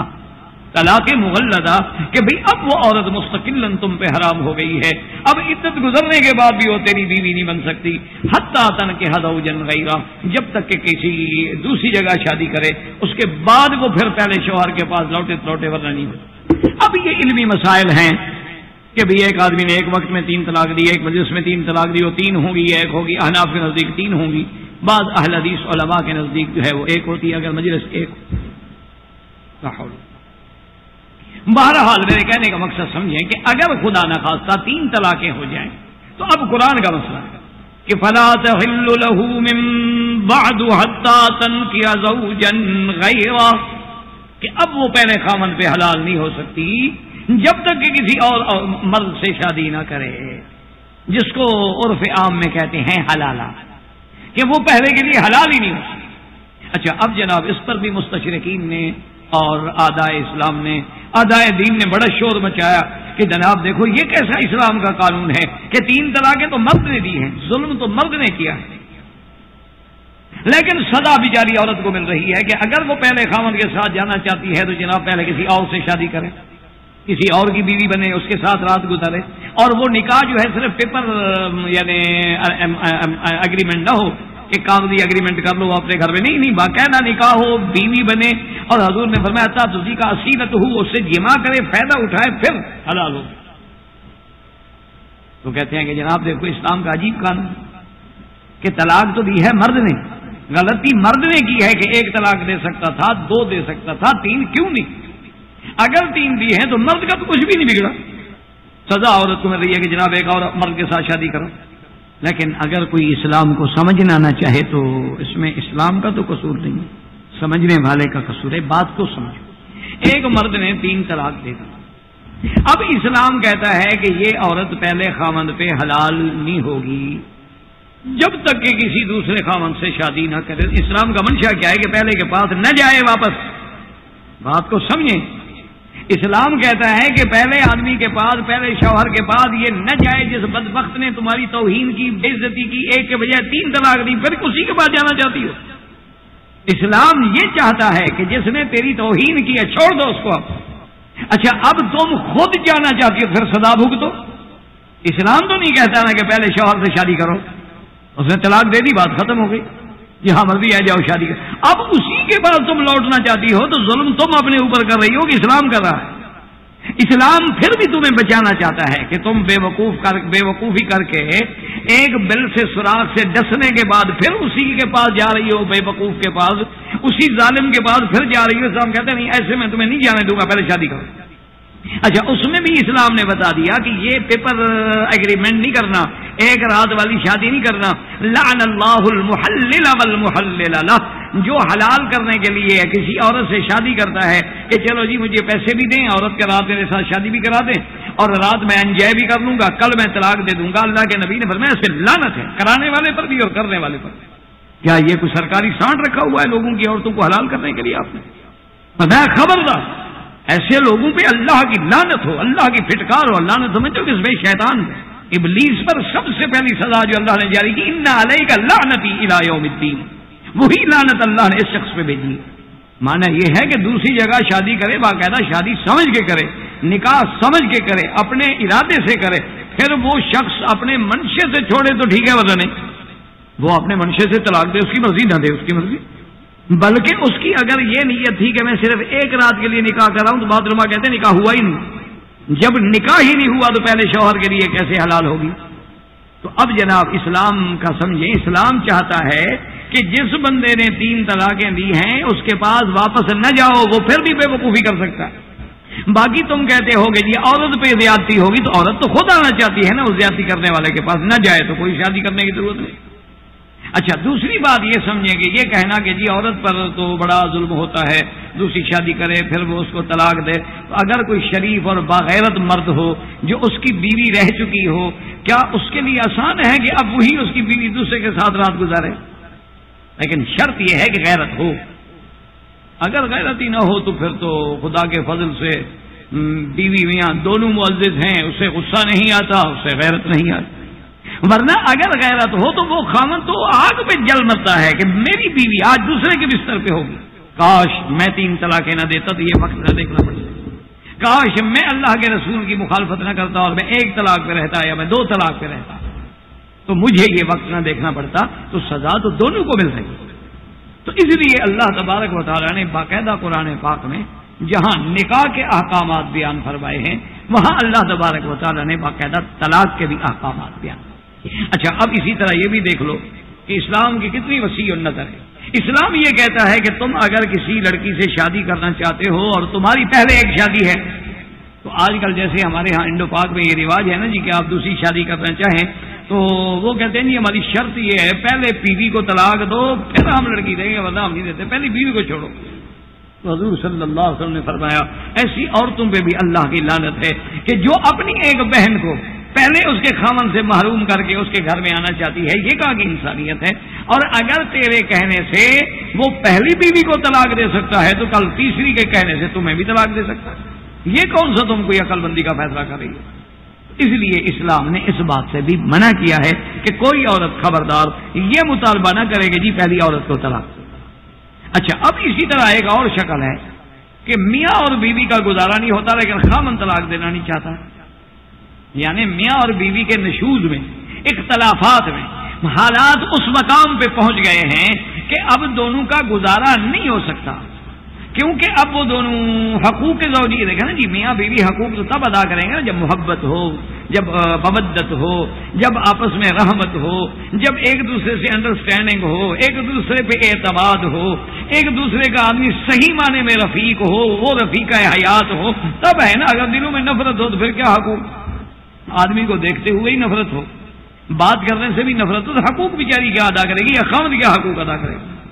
تو اگر ایسی کیفیات ہو جائیں کہ میاں بیوی دونوں میں نشوز ہو گیا، اختلاف ہو گیا، جھگڑا ہو گیا، اب دونوں کا حقوق ادا کرنا جو ہے وہ بہت ہی مشکل ہو گیا ہے، تو اب کیا کریں؟ مرد طلاق دیتا نہیں، اس پر بھی اللہ نے قرآن میں فرمایا کہ خبردار یہ نہ کرو، رکھنا ہے تو امساک بمعروف او تصریح باحسان، رکھو تو بھلائی سے رکھو، اور اگر کوئی حل نہیں ہے تو پھر چھوڑو تو بھلائی سے چھوڑو، اس کو فتنہ نہ بناؤ، اس کو جنگ نہ بناؤ، اس کو غیظ و غضب نہ بناؤ، بلکہ رکھنا ہے تو آرام سے رکھو اور سابقہ باتوں کو بھول جاؤ۔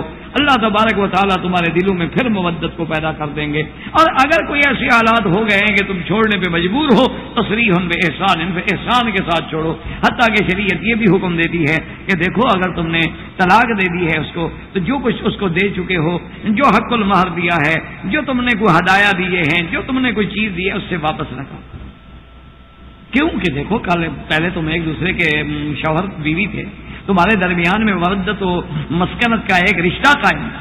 فلا تأخذوا منهن شيئا، اب عورت سے واپس نہ وہ اس کو دے دیں۔ بلکہ اسلام یہ بھی حکم دیتا ہے کہ اگر طلاق ہو گئی ہے، اب صلح کا کوئی حرج نہیں، تو اسلام کہتا ہے کہ اس کو طلاق دینے کے بعد بھی کچھ دو۔ طلاق دینے کے بعد اس کے کپڑے، اس کا سامان، کوئی اور چیزیں وہ بھی اس کو دو، تاکہ کیونکہ جب تم ملے تھے تو ایک مودت تھی، اب اگر جدائی بھی ہو تو کسی عزت سے، وہ ایک عذاب نہ بنے۔ اچھا، اس کے علاوہ اسلام یہ کہتا ہے مرد سے کہ دیکھو خبردار ایسا نہ کرو کہ فتذروها کالمعلقہ، کہ نہ تو تم اس کو طلاق دو اور نہ تم اس کے ساتھ گزارا کرو، بلکہ لٹکا کے رکھو عورت کو درمیان میں۔ اور جی آپ کی کیا خیریت ہے آپ کی بیوی کا؟ اور جی بیوی تو ماں باپ کے گھر میں بیٹھی، کتنا عرصہ ہو گیا؟ 5 سال ہو گئے، یعنی وہ ماں باپ کے گھر میں بیٹھی ہے 5 سال سے۔ اللہ کے بندے یا سلو کرو یا طلاق دو، یہ کیا مانا ہے کہ تم نے اس کو لٹکا کے رکھا ہوا ہے؟ تو اسلام کہتا ہے کہ اگر ان حالات میں عورت نے گناہ کیا تو برابر تم پہ لکھا جائے کہ تم اس کے گناہ کے ذمہ دار ہو کہ اس کو تم نے باندھ کے رکھا ہوا۔ اگر تم اس کے حقوق زوجیت ادا نہیں کر سکتے ہو تو پھر عزت کے ساتھ طلاق دے دو، تاکہ وہ اپنا دوسرا گھر آباد کرے، تم کسی دوسری لڑکی سے شادی کرو۔ اور بلا وجہ کے لیے کسی عورت کو باندھ کے رکھنا، اس کو قرآن کہتا ہے معلقہ، یعنی لٹکی ہوئی ہے، نہ آسمان پہ ہے نہ زمین ہے، معلقۃ بین السماء والارض۔ اچھا، بعض آدمی یہ بھی کرتے ہیں کہ عورت کو طلاق دیتے ہیں، طلاق دینے کے بعد کیا کرتے ہیں کہ جی عدت ہے 3 مہینے، مثلاً 3 حیض، 3 مہینے ثلاثت قروء یا 3 طہر، جو کہ ہوتے کل علمی مسئلہ ہے۔ جب عدت ختم ہونے میں 2 دن باقی رہ گیا، رجوع کر لیا، رجوع کرنے کے بعد پھر کچھ عرصے کے بعد پھر طلاق دے دی، یعنی اب وہ عورت نہ تو خامد والی ہے نہ طلاق والی ہے، لٹکی ہوئی ہے بیچاری۔ اس کو بھی اسلام نے منع کیا۔ اچھا، ان کے علاوہ اب ایک اور صورت ہے جس پہ غور کریں کہ بھئی خامد کے دل میں محبت ہے، عزت ہے، احترام ہے، وہ بیوی کو رکھنا چاہتا ہے، لیکن اللہ کی شان ہے کہ بیوی کے دل میں نفرت۔ انسان ہے نا جی، دل تو اللہ کے ہاتھ میں ہے نا، دل انسانوں کے ہاتھ میں تو نہیں۔ قلوب جو ہیں یہ اللہ کے ہاتھ میں ہیں، جب اللہ چاہے پھیر دے۔ تو اب اس حال میں خاوند کی جو کے دل میں محبت ہے، صاف بات ہے، جب اس کے دل میں محبت ہے، بیوی کا احترام ہے، عزت ہے، وہ تو طلاق دے گا نہیں۔ اور بیوی جو ہے اس کے دل میں نفرت ہے، منافرت ہے، یعنی لیکن یہ یاد رکھو کہ صحیح معنی میں، قدرتی طور پہ، یہ نہیں کہ وہ بہانہ بنانا چاہے، جیسے آج کل اللہ معاف کرے دنیا میں بڑے بڑے بہانے ہو۔ تو ایسی حالات میں کیا کیا جائے؟ تو اس میں بھی اسلام نے حق دیا ہے عورت کو، عورت کا تحفظ کیا ہے۔ اسلام کہتا ہے کہ اس کو خلو کرنے کا حق ہے۔ خلو کا کیا معنی ہوتا ہے؟ طلاق تو وہ ہے نا جو خاوند دیتا ہے بیوی، اس کو طلاق کہا جاتا ہے۔ اور خلو کا معنی یہ ہے کہ عورت مطالبہ کرتی ہے خاوند سے کہ مجھے طلاق دے، مجھے چھوڑے، اس کو خلو کہتے ہیں۔ اب اگر عورت خلو کرے، لیکن اللہ کے نبی نے یہاں بھی وعید بیان کی ہے کہ خبردار کوئی عورت ایسی جرات نہ کرے کہ بلا وجہ اللہ معاف کرے اپنے شوہر سے طلاق لینا چاہے، تاکہ اب میں کسی اور آدمی سے شادی کر لوں، تو اس پر بھی اللہ کا بہت بڑا عذاب ہے۔ ہاں، حالات ایسے ہو گئے ہیں کہ وہ بیچاری حقوق ادا کرنے سے قاصر ہو گئی ہے، تو اب اس کو اسلام خلو کا حق دیتا ہے، جیسے بی بی بریرہ کا واقعہ۔ بی بی بریرہ رضی اللہ تعالی عنہ کی حضرت مغیث سے شادی ہوئی۔ حضرت مغیث رضی اللہ تعالی عنہ شکل کے اعتبار سے بیچارے خوبصورت نہیں تھے، کالا رنگ تھا اور چہرے پہ چیچک کے داغ تھے، اور اللہ کی مرضی ہے، انسان ہے، اللہ چاہے خوبصورت بنائے، اللہ چاہے بدصورت بنائے، اللہ چاہے گورا بنائے، کالا بنائے، اللہ کشش پیدا کرے نہ کرے، یہ تو اس کی حکمت ہے۔ تو اب جناب ان کی شادی ہونے کے بعد بی بی بریرہ کے دل میں خدا کی قدرت ہے، اتنی نفرت ہو کہ وہ خامد کا چہرہ نہ دیکھنا چاہے، اور خامد کے دل میں اتنی محبت ہو وہ بیوی کے بغیر رہ نہ سکے۔ اللہ کی شان ہوتی ہے نا۔ وہ سنا ہے نا کہ کوئی ایک کسی ملک کا شہزادہ تھا وہ بیچارہ بالکل وزیر تھا یا شہزادہ تھا، کتابوں میں لکھا ہے کہ بالکل کالا اور عجیب اس کا رنگ اور بد شکل، اور اس نے شادی جب کی تو بڑی خوبصورت لڑکی سے، کیوں وزیر تھا، پیسہ تھا، دولت تھی، اب دولت ہو پیسہ ہو تو پھر سب کچھ ہو سکتا ہے۔ یہاں تو ہر چیز بکتی ہے نا، بتاؤ کیا خریدو گے؟ تو جب شادی ہو گئی تو ایک دن وہ اپنے محل کی چھت پہ بیٹھے تھے، چاندنی رات تھی اور بڑا حسین منظر تھا، تو اس نے کہا بڑے جذبات میں آ کے کہ الحمدللہ، بیوی نے بھی کہا الحمدللہ۔ تو اب اس خاوند نے کہا کہ میں نے تو الحمدللہ کہا ہے کسی وجہ سے، لیکن تم نے فوراً میرے بعد کہہ دیا الحمدللہ، تم نے کیوں کہا؟ اس نے کہا جی آپ بتائیں آپ نے کیوں کہا؟ پہلے تو آپ نے کہا ہے نا، لفظ الحمدللہ ہی ہے، کوئی گالی تو ہے نہیں، لیکن پہلے آپ نے کہا ہے تو پہلے آپ بتائیں پھر میں بتاتی۔ اس نے کہا میں نے تو الحمدللہ اس لیے کہا ہے کہ اللہ نے مجھے آپ جیسی خوبصورت اور جمال والی عورت نصیب کی ہے، اس پہ میں نے اللہ کا شکر ادا کیا۔ اس نے کہا میں نے بھی اللہ کا شکر اس لیے ادا کیا کہ اللہ مجھے جنت عطا فرمائیں گے۔ اس نے کہا کیوں؟ اس نے کہا میں جو آپ جیسے شوہر کے ساتھ گزارا کر رہی ہوں، صبر کر رہی ہوں، تو اس کا بدلہ تو خدا کو مجھے دے گا، اس کا بدلہ تو اللہ مجھے جنت دے گا، میں نے اس لیے شکر ادا کیا اللہ کا بھی الحمدللہ۔ چلو دنیا میں جیسے گزر جائے گی لیکن آخرت تو ملے گی۔ تو حالات ایسے ہو گئے تھے کہ وہ بی بی صاحبہ جناب نفرت کرے اور حضرت مغیث محبت کریں۔ حضرت مغیث روتے ہوئے حضور کی خدمت میں آئے، انہوں نے کہا یا رسول اللہ میری بیوی میرے ساتھ نہیں رہنا چاہتی، آپ اس کو ہدایت کریں، اور یا رسول اللہ میں اس کے بغیر رہ نہیں۔ حضور صلی اللہ علیہ وسلم نے بی بی بریرہ کو بلایا اور آپ نے فرمایا کہ دیکھو مغیث تمہارے ساتھ کتنا محبت کرتا ہے بیچارہ، اور وہ بہت پریشان ہے اور تم الٹا کھلو مانگ رہی ہو۔ اس نے کہا کہ یا رسول اللہ میرا ایک عرض ہے، اگر آپ مجھے حکم دیتے ہیں کہ میں مغیث کے ساتھ زندگی گزاروں تو یا رسول اللہ میں چاہے مر جاؤں میں آپ کے حکم کا انکار نہیں کر سکتا۔ اگر آپ کا حکم ہے آمنا وصدقنا، اور اگر یہ آپ کا حکم نہیں ہے صرف آپ کی طرف سے مشورہ ہے، حضور نے فرمایا حکم نہیں۔ اللہ کے نبی بھی تو رحمت للعالمین، اللہ کے نبی جانتے تھے کہ جب دلوں میں موافقت نہیں ہے تو میں حکم دے کہ کیوں جبر کر، کہ جب ان کے دل نہیں جڑ رہے ہیں کہ وہ عورت اس حد پہ آ گئی ہے کہ یا رسول اللہ حکم ہو تو میں زندگی گزاروں گی، مشورہ ہے تو نہیں۔ حضور نے فرمایا میرا حکم نہیں ہے، میرا مشورہ ہے۔ اس نے کہا یا رسول اللہ مشورہ ہے تو پھر میرا گزارا نہیں ہو سکتا، میں اس بیچارے کا چہرہ دیکھتی ہوں تو میرا دل نفرت سے بھر جاتا ہے، تو میں حقوق زوجیت ادا کیسے کروں؟ میں اس کی شکل دیکھنا نہیں چاہتی۔ تو حضور نے فرمایا اچھا پھر مغیث نے جو کچھ تمہیں نکاح میں دیا تھا، حق المہر میں دیا تھا، وہ تم سب کچھ واپس کرو گی؟ کیونکہ خلو کا معنی تو پھر یہ ہے کہ طلاق کا مطالبہ تم کر رہی ہو، خامد نے تو نہیں کیا، اور اگر طلاق کا مطالبہ عورت کی طرف سے ہے تو پھر خامد کو حق پہنچتا ہے کہ جو اس نے خرچہ کیا ہے واپس لے سکے۔ تو اگر وہ مطالبہ کرے مغیث کہ جو کچھ میں نے اس کو دیا ہے وہ مجھے یہ واپس کرے، تو کیا تم اس کو واپس کرنے پہ تیار ہو؟ تو بی بی نے کہا کہ یا رسول اللہ صرف وہ واپس کرنے پہ تیار نہیں، اس کے علاوہ کچھ مجھ سے اور لینا چاہتا ہے وہ بھی لینے لگے، میری جان چھوڑ دے۔ تو حضور صلی اللہ علیہ وسلم نے تو ایک طریقہ عورت کو آزاد ہونے کا خلو ہے کہ بھئی اگر خامد کسی حال میں نہیں چھوڑنا چاہتا تو عورت کیا کرے بھائی؟ تو عورت خلو کر سکتی ہے، اسلام اس کو یہ حق دیتا۔ اسی طرح ایک اور مسئلہ ہے کہ ایک عورت ہے لیکن خامد گم ہو گیا، اس کو کہتے ہیں مفقود الخبر، کہ خامد کا پتہ نہیں خامد کہاں ہے۔ اچھا اب عورت کیا کرے؟ یہ نہ ہو جیسے ہمارے ہاں رواج ہو گیا ہے کہ بھئی آپ ڈپٹی پہ آتے ہیں، 2 سال کی نوکری ہے، 2 سال کا کنٹریکٹ ہے، پھر یہیں 2 سال اور کنٹریکٹ کر لیا، 4 سال بیوی وہاں ہے، اب وہ یہ کہیں کہ بھئی خامد کا پتہ نہیں، یہ غلط بات۔ مطلب ہے خامد معلوم ہے، خامد زندہ ہے، بنا ملک میں ہے۔ مانا مفقود الخبر کا یہ ہے کہ پتہ ہی نہیں کہ خامد زندہ ہے، مر گیا ہے، گم ہو گیا، کہاں گیا، کوئی اطلاع نہیں ہے۔ تو اس میں اب ائمہ کا فتویٰ اس پہ ہے کہ امام مالک رحمۃ اللہ علیہ کے قول پہ کہ بھئی عورت غریب کب تک انتظار کرے؟ وہ کہتے ہیں 3 سال تک انتظار کرے، 3 سال کے بعد اپنا قضیہ جو ہے وہ عدالت اسلامی میں لے جائے، قاضی کو جا کے درخواست دے کہ میرا خامد مفقود الخبر ہے، 3 سال سے کوئی خبر نہیں، کوئی ٹیلی فون، کوئی خط، کوئی اعلان، کوئی اخبار، کوئی جریدہ، کوئی دوست، کسی سے پتہ نہیں لگتا ہے، تو اب میرے بارے میں فیصلہ کریں۔ تو وہ قاضی یہ وقت جو ہے دوبارہ اعلان کرائے گا اور دوبارہ وہ ایک کمیشن بٹھا کے اس کو ڈھونڈنے کی کوشش کرے گا۔ جب بالکل یہ معلوم ہو جائے گا جی وہ تو مفقود الخبر ہے، کوئی پتہ نہیں لگتا، تو اب وہ عورت کو اجازت دے گا کہ تم دوسری جگہ نکاح کر سکتی ہو، تاکہ عورت کے حقوق اور عورت پہ کوئی ظلم نہ ہو کہ وہ بیچاری کیسے بیٹھی رہے۔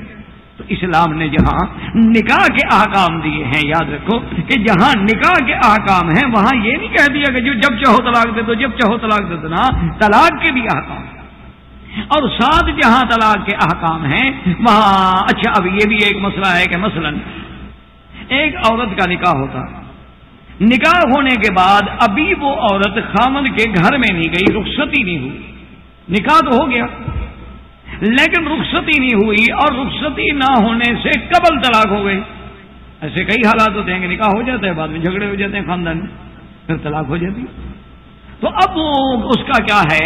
تو اسلام یہ کہتا ہے کہ کیا نکاح ہونے کے بعد میاں بیوی کسی ایک کمرے میں ویسے بیٹھے تھے، چاہے آپس میں جماع نہ ہو، معاشرت نہ ہو، لیکن کیا خلوت صادقہ تھی، خلوت صحیحہ تھی کہ ایک کمرے میں میاں بیوی الگ بیٹھے ہیں، اگر چاہے تو کمرہ بند کر دیں، پردہ گرا دیں اور آپس میں مل لیں، نکاح کے بعد تو بیوی ہے نا اس کی وہ، لیکن وہ نہیں ملے، خلوت صحیحہ ہو گئی تو حق المہر ادا کر۔ اسی طرح اگر رخصتی ہو گئی تو حق المہر ادا کر۔ اچھا خلوت صحیحہ بھی نہیں ہوئی، رخصتی بھی نہیں ہوئی، نکاح تو ہو گیا لیکن وہ کبھی علیحدہ بھی نہیں بیٹھے اور کبھی ان کی رخصتی بھی نہیں ہوئی، میاں بیوی ملے ہی نہیں کسی شکل میں، اب طلاق ہو گئی تو فرمایا نصف ما فرضتم کہ جو تم نے حق المہر رکھی آدھی ادا کر۔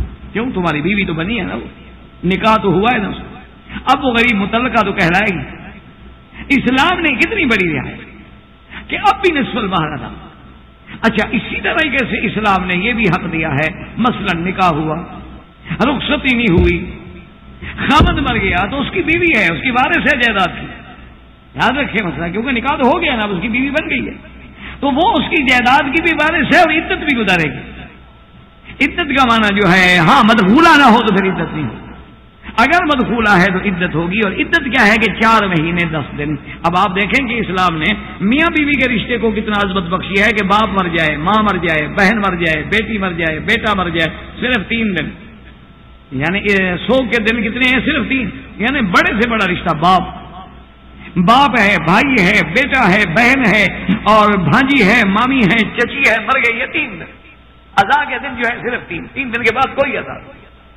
لیکن اگر خامد مر گیا ہے بیوی کا تو فرمایا 4 مہینے 10 دن کہ میاں بیوی کا جو رشتہ ہے وہ بہت عظیم رشتہ، 4 مہینے 10 دن، اور 4 مہینے 10 دن کے اندر شوہر کے گھر سے باہر نہ جائے، میک اپ نہ کرے، سنگار نہ کرے، بالوں کو تیل نہ لگائے، کنگھی نہ دے، مساگ نہ کرے، کاجل نہ پہنے، سرما نہ پہنے، الا کوئی بیماری ہو تو آنکھ میں دوا ڈال سکتی ہے، الا کوئی معذوری ہو تو گھر سے باہر دوائی لینے کے لیے بیچاری جا سکتی ہے، لیکن سادہ لباس میں، کیونکہ اتنا بڑا رشتہ ختم ہو گیا، اس کا تو خاوند بہت ہو گیا۔ تو اللہ نے، اور دوسری حکمت یہ بھی ہے کہ اگر اس کے بدن میں ہو سکتا ہے کوئی نطفہ ہو تو 4 مہینے 10 دن کے بعد، کیونکہ روح پھونکی جاتی ہے اور بچہ خاموش نہیں رہتا، پیٹ میں حرکت اور ہلچل پیدا ہو جاتی ہے، تو واضح ہو جاتا ہے کہ حمل ہے یا نہیں ہے، اگر حمل ہوگا تو پھر عدت جو ہے وضع حمل ہوگی۔ تو اسلام نے ایسے آئلی قوانین، ایسے جامع مانے کامل مکمل قوانین بنائے ہیں جس کی دنیا میں کوئی مثال نہیں ملتی۔ ابھی ہمارے جو میں نے سنا کہ کچھ عرصہ پہلے پاکستان میں ایک قانون بنایا گیا جس کا نام ہی آئلی قوانین، فیملی لاز، آئلی قوانین۔ اچھا ماشاءاللہ مسلمان ہیں بنانے والے، انہوں نے جناب قانون بنایا آئلی، اور آئلی قانون کا نام بھی وہ عربی والا آئلی رکھا، اور اس کے بعد یہ بھی اعلان کیا جی بالکل قرآن و سنت کے مطابق قانون ہے، اور قانون عجیب بنایا وہ جی۔ اس قانون میں یہ ہے کہ اگر کوئی خاوند اپنی بیوی کو طلاق دیتا ہے تو طلاق دینے کے بعد وہ ایک طلاق نامہ بیوی کو بھیجے گا اور ایک نوٹس جو ہے وہ چیئرمین یونین کونسل کو بھیجے گا کہ جی میں نے اپنی بیوی کو طلاق دے دی ہے، اور ایک کاپی میں نے اس کو بھیج دی ہے، ایک کاپی میں آپ کو بھیج رہا ہوں۔ اب وہ کیا کرے گا جی یونین کونسل کا چیئرمین، وہ دونوں کو نوٹس دے گا، ایک بیوی کو اور ایک خامند کو، کہ جی تم دونوں جو ہو فلاں تاریخ کو پیش ہوں، اور اپنے اپنے خاندان کی طرف سے ایک آدمی حکم چن کے لے آؤ تاکہ تمہارا فیصلہ کریں۔ وہ پیشی بھی آ گئے، حکم آ گیا، وہ کہے گا جی کوشش کرو سلو کی، یعنی اب بیوقوفی ملاحظہ کریں، طلاق پہلے ہو گئی ہے، سلو بعد میں ہو گئی۔ کیسا قانون سمجھا اسلام کا؟ یہ تو وہ مسئلہ مشہور ہو گئی نا، حضرت قاضی احسان فرماتے تھے بھئی آئلی قانون نہ ہوا، یہ تو نشائی کا لوٹا ہو گیا۔ تو نشائی کا لوٹے کی ایک مثال مشہور ہے کہ ایک آدمی بھنگی تھا، بھنگ پیتا تھا، اللہ بچائے ہر مسلمان کو۔ اچھا یہ بھنگ بڑی پیشاب آور ہوتی ہے اور بڑا لمبا بیٹھ کے پیشاب کرنا پڑتا ہے، اس کا لوٹا جو تھا اس کے پیندے میں سوراخ تھا، وہ جب پیشاب کرنے کے لیے بیٹھے تو وہ پانی بہ جائے، ختم ہو جائے۔ اب پیشاب ختم، لوٹے کو دیکھے تو اس میں کچھ نہیں، وہ جناب لوٹا لے کے پھر دوڑ پڑے بیچارہ پانی لینے کے لیے، پانی لے کے آئے اتنی دیر میں اور پیشاب تقاضا ہو جائے، پھر آگے لوٹا رکھ کے پیشاب کرے تو پانی ختم۔ تیسرے دفعہ جب گیا تو اس نے کہا کہ اچھا ٹھیک ہے یار، لوٹے کو کہنے لگا تم نے بھی مجھے بڑا ذلیل کیا ہے، میں نے بھی تیرا حل سوچ لیا، تم سمجھتے تھے کہ میرا نشے کی وجہ سے دماغ صحیح کام نہیں کر رہا، لیکن ابھی میرا دماغ بالکل فٹ ہے، میں نے تیرا حل کر لیا، استنجا میں پہلے کروں گا اور پیشاب بعد میں کروں گا، اب تم بہ جتنا بہنا چاہتا ہے وہ بہ۔ انہوں نے کہا استنجا ہم نے کر لیا، پیشاب میں بعد میں کروں گا، بہتے رہو۔ یہ وہی قانون بنایا ان شریفوں نے، چونکہ علماء کو تو یہ بلاتے نہیں، بلاتے ہیں منکرین حدیث کو، پرویز جیسے لوگوں کو، غلام احمد پرویز کو جو منکر حدیث تھا، جس نے طلوع اسلام لکھا ہے، قرآن لکھا، اس سے ایوب خان کے زمانے میں یہ قانون بنا تھا فیملی لاز کا کہ جی طلاق پہلے ہو گئی ہے، سلو بعد میں ہوگی، سلو نہیں ہوگی تو مؤثر جو ہے وہ چیئرمین کرے گا، بیوی اس کی ہے، مؤثر چیئرمین کی تاریخ سے ہوگی۔ اس سے بڑا عجیب سا گورکھ دھندا تو اسلام ایسی باتوں کی اجازت نہیں دیتا۔ اللہ آپ کو بھی مجھے بھی قرآن اور اسلام پہ چلنے کی توفیق عطا فرمائے۔ ربنا تقبل منا انک انت السمیع العلیم وتب علینا انک انت التواب الرحیم۔ احباب کرام، اس مبارک سلسلے کا 12واں حلقہ سماعت فرمائے۔ الحمدللہ وکفا والصلاۃ والسلام علی خاتم الانبیاء سیدنا محمد المصطفى وعلى آلہ المجتبى۔ برادران اسلام، واجب الاحترام بزرگوں، دوستوں، بھائیوں، عزیز نوجوانوں، الحمدللہ سلسلہ درس اسلام اور عورت کے بارے میں جو جاری و ساری ہے، اس میں سابقہ درس میں ہم نے نکاح اور طلاق کے بارے میں کچھ باتیں عرض کی۔ اللہ تبارک و تعالیٰ نے قرآن مقدس میں بھی اور سرکار دو عالم صلی اللہ علیہ وسلم کے فرامین، آپ کے اقوال، آپ کے اعمال میں بھی نکاح کو ایک بڑا عظیم مقام عطا فرمایا ہے، اور پھر اللہ نے نکاح کے لیے باقاعدہ احکام بیان فرمائے ہیں۔ اسلام میں، دین اسلام میں جو نکاح کا مقام ہے وہ ہماری طرح کسی لو میرج یا کورٹ میرج کا تصور نہیں، بلکہ وہ ایک عظیم سنت ہے، سنت الانبیاء والمرسلین ہے۔ اس میں انسان کے توالد و تناسل کا ذریعہ ہے، اسلام کے نسب کو محفوظ رکھنے کا ذریعہ ہے، مرد اور عورت کو گناہوں سے بچانے کا ذریعہ ہے، اور ایک گھر کو، معاشرے کو بننے کا، سنورنے کا ذریعہ۔ اس پر الحمدللہ اللہ تبارک و تعالیٰ کی رحمت سے بات ہو چکی۔ اب اس کے مقابلے پر طلاق رکھی گئی، کیونکہ جیسے نکاح دنیا میں ہے اسی طرح اختلاف بھی دنیا میں ہے، جیسے محبت ہے تو اختلاف بھی ہے، جہاں اتحاد ہے وہاں افتراق بھی ہے، جہاں دن ہے وہاں رات بھی ہے۔ تو اسلام نے اس کو مبہم نہیں چھوڑا کہ خدا نخواستہ اگر اختلافات ہو جائیں تو پھر اس کا کیا حل۔ تو اس کے لیے بھی اسلام نے طلاق کا راستہ رکھا ہے، لیکن ساتھ پابندیاں لگا دی ہیں کہ آدمی طلاق سے دور ہو، کیونکہ منشا اسلام یہ ہے کہ طلاق واقع نہ ہو، ابغض الحلال عند اللہ الطلاق۔ اور اسی طرح پھر اسلام نے ہمیں سکھلایا ہے کہ عاشروہن بالمعروف۔ اسی طرح اسلام نے ہمیں بتلایا ہے کہ اگر اختلاف ہو جائے فإن خفتم شقاق بینہما فابعثوا حکما من اہلہ وحکما من اہلہا، کہ دونوں خاندانوں سے ایک ایک آدمی کو حکم بناؤ، وہ کوشش کریں، اصلاح کریں تاکہ یہ افتراق نہ ہو، اور اگر کوئی صورت باقی نہ رہے تو پھر اسلام نے طلاق کی اجازت دی، لیکن اس میں بھی کیٹیگریز بنا دی کہ اگر عورت حیض میں ہے تو طلاق نہ دو، اگر عورت حمل میں ہے تو طلاق نہ دو، اگر عورت حیض کے بعد پاک ہو چکی ہے لیکن میاں بیوی مل چکے ہیں تو طلاق نہ دو۔ منشا کیا ہے کہ طلاق نہ ہو۔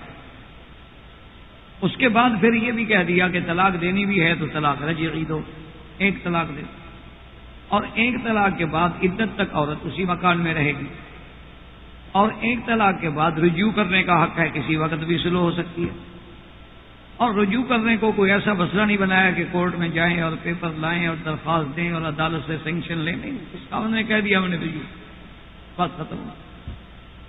منشا اسلام یہ ہے کہ عورت اپنے گھر میں آباد رہے، عورت کا ایک عزت ہو، عورت کا ایک مقام ہو، وہ ایک ٹیشو پیپر نہ ہو کہ جب چاہا استعمال کیا اور جب چاہا اس کو پھینک۔ اسی طرح اگر اس سے بھی بات نہیں بنی تو پھر طلاق بائنہ ہے، اگر اس سے بھی بات نہیں بنی تو پھر طلاق مغلظہ، اور طلاق مغلظہ کے بعد بھی اگر کچھ خاندان صلح کرانا چاہتے ہیں تو اسلام نہیں چاہتا۔ اسلام کہتا ہے کہ جس مرد نے اپنی بیوی کی اتنی بڑی توہین کی، اس کے تعلق کا اتنا بڑا غلط سرا دیا، اتنا عرصہ آپس میں اکٹھے رہنے کے بعد اس کو 3 طلاقیں، گویا کہ اس نے اس پر ایک گولی سے جب آدمی مر سکتا ہے تو 3 فائر کرنے کا بہانہ تو حد سے زیادہ دشمنی والی بات ہے۔ آپ نے دیکھا ہے نا کہ بندہ تو ایک گولی سے مر جائے گا، نہیں جی ہم تو برس ماریں گے اس کو، تو مانا یہ ہے، یہ عداوت پر ظاہر کرتا ہے۔ تو اسلام اس لیے پابندی لگاتا ہے، وہ یہ نہیں کہتا کہ عورت ضرور کرے، بلکہ وہ کہتا ہے عورت ایسے آدمی کے گھر واپس نہ جائے، اگر جانا چاہتی ہے تو نہیں جا سکتی جب تک کہ دوسری جگہ شادی۔ اب دوسری جگہ شادی کرنے کی بھی ہدایت دے دی کہ یہ نہیں کہ صرف کرایہ کی شادی ہو، 1 رات کے لیے شادی ہو، 2 رات کے لیے شادی ہو۔ اللہ نے ایسے لوگوں پہ لعنت کی، شادی ہو باقاعدہ ہو، ہاں اگر دوسرا خاوند بھی بس اب اتفاق یعنی مر گیا، عورت بیوہ ہو گئی، یا دوسرے خاوند نے پھر اختلافات کی بنا پہ طلاق دے دی، اور عدت گزرنے کے بعد اب عورت کسی حالات کی بنا پر یا اولاد کی وجہ سے یا خاندان کی وجہ سے اپنے سابقہ شوہر سے پھر دوبارہ نکاح کر، یہ سارے احکام الحمدللہ ثم الحمدللہ ہم نے اپنے سابقہ دروس میں پڑھے ہیں، جس کا خلاصہ میں نے عرض کر دیا ہے تاکہ بات سمجھنے میں انشاءاللہ آسان۔ اب مسئلہ ہے کہ اللہ نے قرآن میں ہمیں اجازت دی ہے، جس کو کہتے ہیں تعدد ازواج، کہ ایک آدمی جو ہے وہ زیادہ شادیاں کرنے کا حق رکھتا ہے۔ اور اسی تعدد ازواج، ایک تو ہے نا کہ ایک عام آدمی، اور دوسری بات جو ہے وہ ہے میرے آقا سرکار دو عالم رحمت دو جہاں سیدنا محمد الرسول اللہ صلی اللہ علیہ وسلم کا زیادہ شادیاں کریں۔ تو ان 2 چیزوں کو خاص طور پر صہیونیت نے، نصرانیت نے، مسیحیت نے، وثنیت نے، شیعیت نے اس کو انتہا درجے بھی اسلام کے خلاف اچھالا ہے، اور اسلام کو بدنام کرنے کے لیے دنیا کا کوئی ایسا تیر نہیں جو انہوں نے اسلام پہ نہ چلایا کہ دیکھو جی اسلام ایک آدمی کو 4 بیویاں رکھنے کی اجازت دیتا ہے، یہ تو عیاشی کی اجازت، اور دیکھو جی کبھی 4 بیویاں بھلا آپس میں کٹھی رہ سکتی، کبھی ان میں اتفاق ہو سکتا ہے، ان میں لازمی طور پہ جھگڑا ہوگا۔ اور بعض لوگ جو اپنے آپ کو مسلمان کہتے ہیں، دکھ ان کا زیادہ ہوتا ہے، کیونکہ ایک آدمی کافر ہے، اس کو تو اسلام سے دشمنی ہے، اس سے کیا ناراض ہے؟ ایک یہودی ہے، نصرانی ہے، ہندو ہے، سکھ ہے، یا بالکل لا مذہب ہے، اگر وہ اسلام کے خلاف بات کرے تو ہمیں اتنا دکھ نہیں ہوتا، کیونکہ دشمن تو دشمن ہے، وہ تو اگر اسلام کے خلاف بات نہ کرے تو ہمیں حیرت ہوگی کہ یہ بات کیوں نہیں کرتا۔